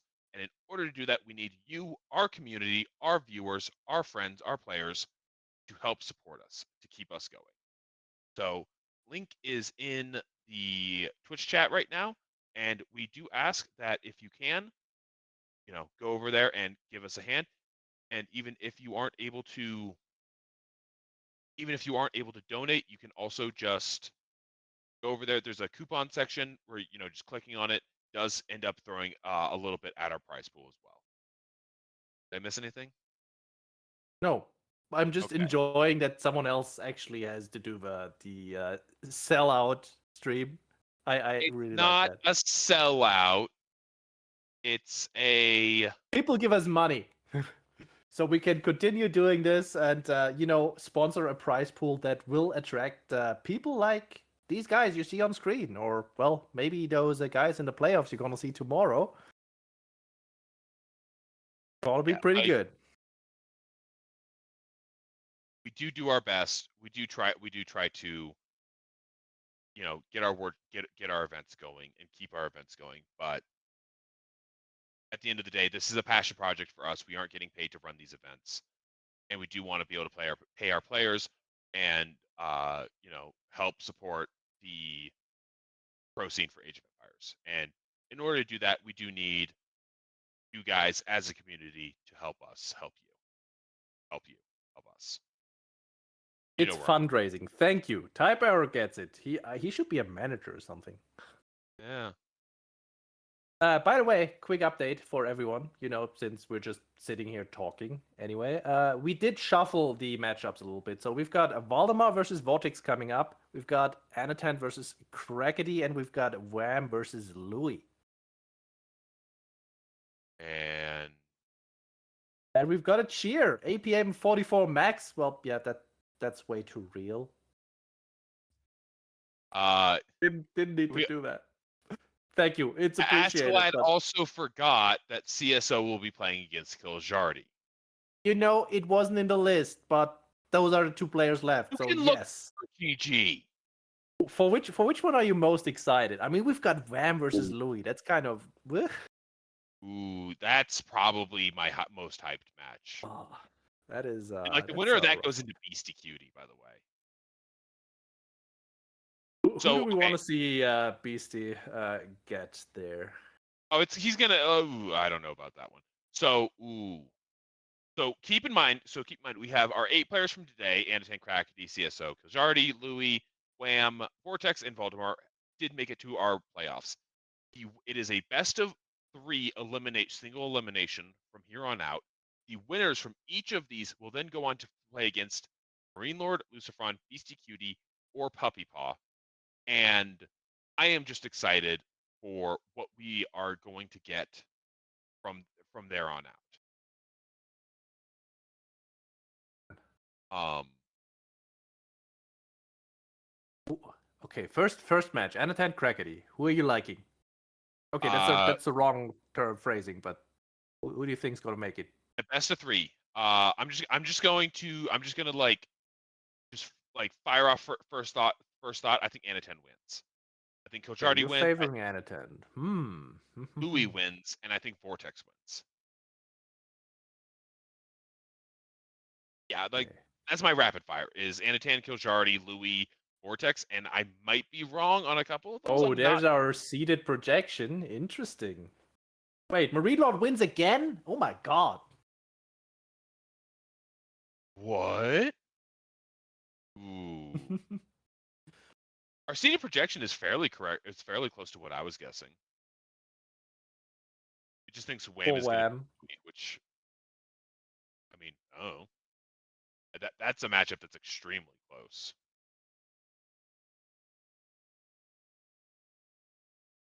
And the great thing about AoE is I think any one of these players can take it. I mean, the only person who I wouldn't personally favor is Kiljardi. Sorry, Kiljardi, for calling you out. You can trash me in a 1v1 or something if you like. Not that it's gonna be like a big one. But yeah, I do think that most of these players have a shot at actually winning this if they have a good day. Oh yeah, no, we are. This is a very, very close. This is a very, very close top bracket, and I think that once we get into the quarterfinals, where our top 4 from last Warchiefs Club are going to be playing as well, we're going to get into some very close games where I don't know exactly how to call all. So, like, I definitely think that Louis or Vortex could win the entire event, like, or Wham. Make up your mind now. Which one? Oh God, I don't know. I mean, I'll say this: Valdemar actually kicked out Demu after we saw Demu play that beautiful China Mirror. So, well, I mean, the kid's got skills. He almost beat Louis earlier, and then he threw horribly, but like he was winning that game. Yeah, we're trying not to think about that one.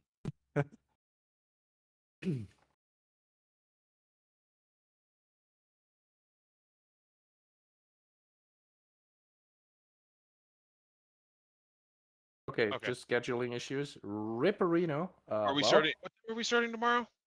Ascalad? Same time as today is the suggested one. Okay, so in 20 hours from now is what we're saying, folks. Scheduling is kicking our ass apparently, so we will have to postpone everything until tomorrow, unfortunately. Great. That's when you try to short-term change the format because you've got conflicts. Well, nothing we can do about it.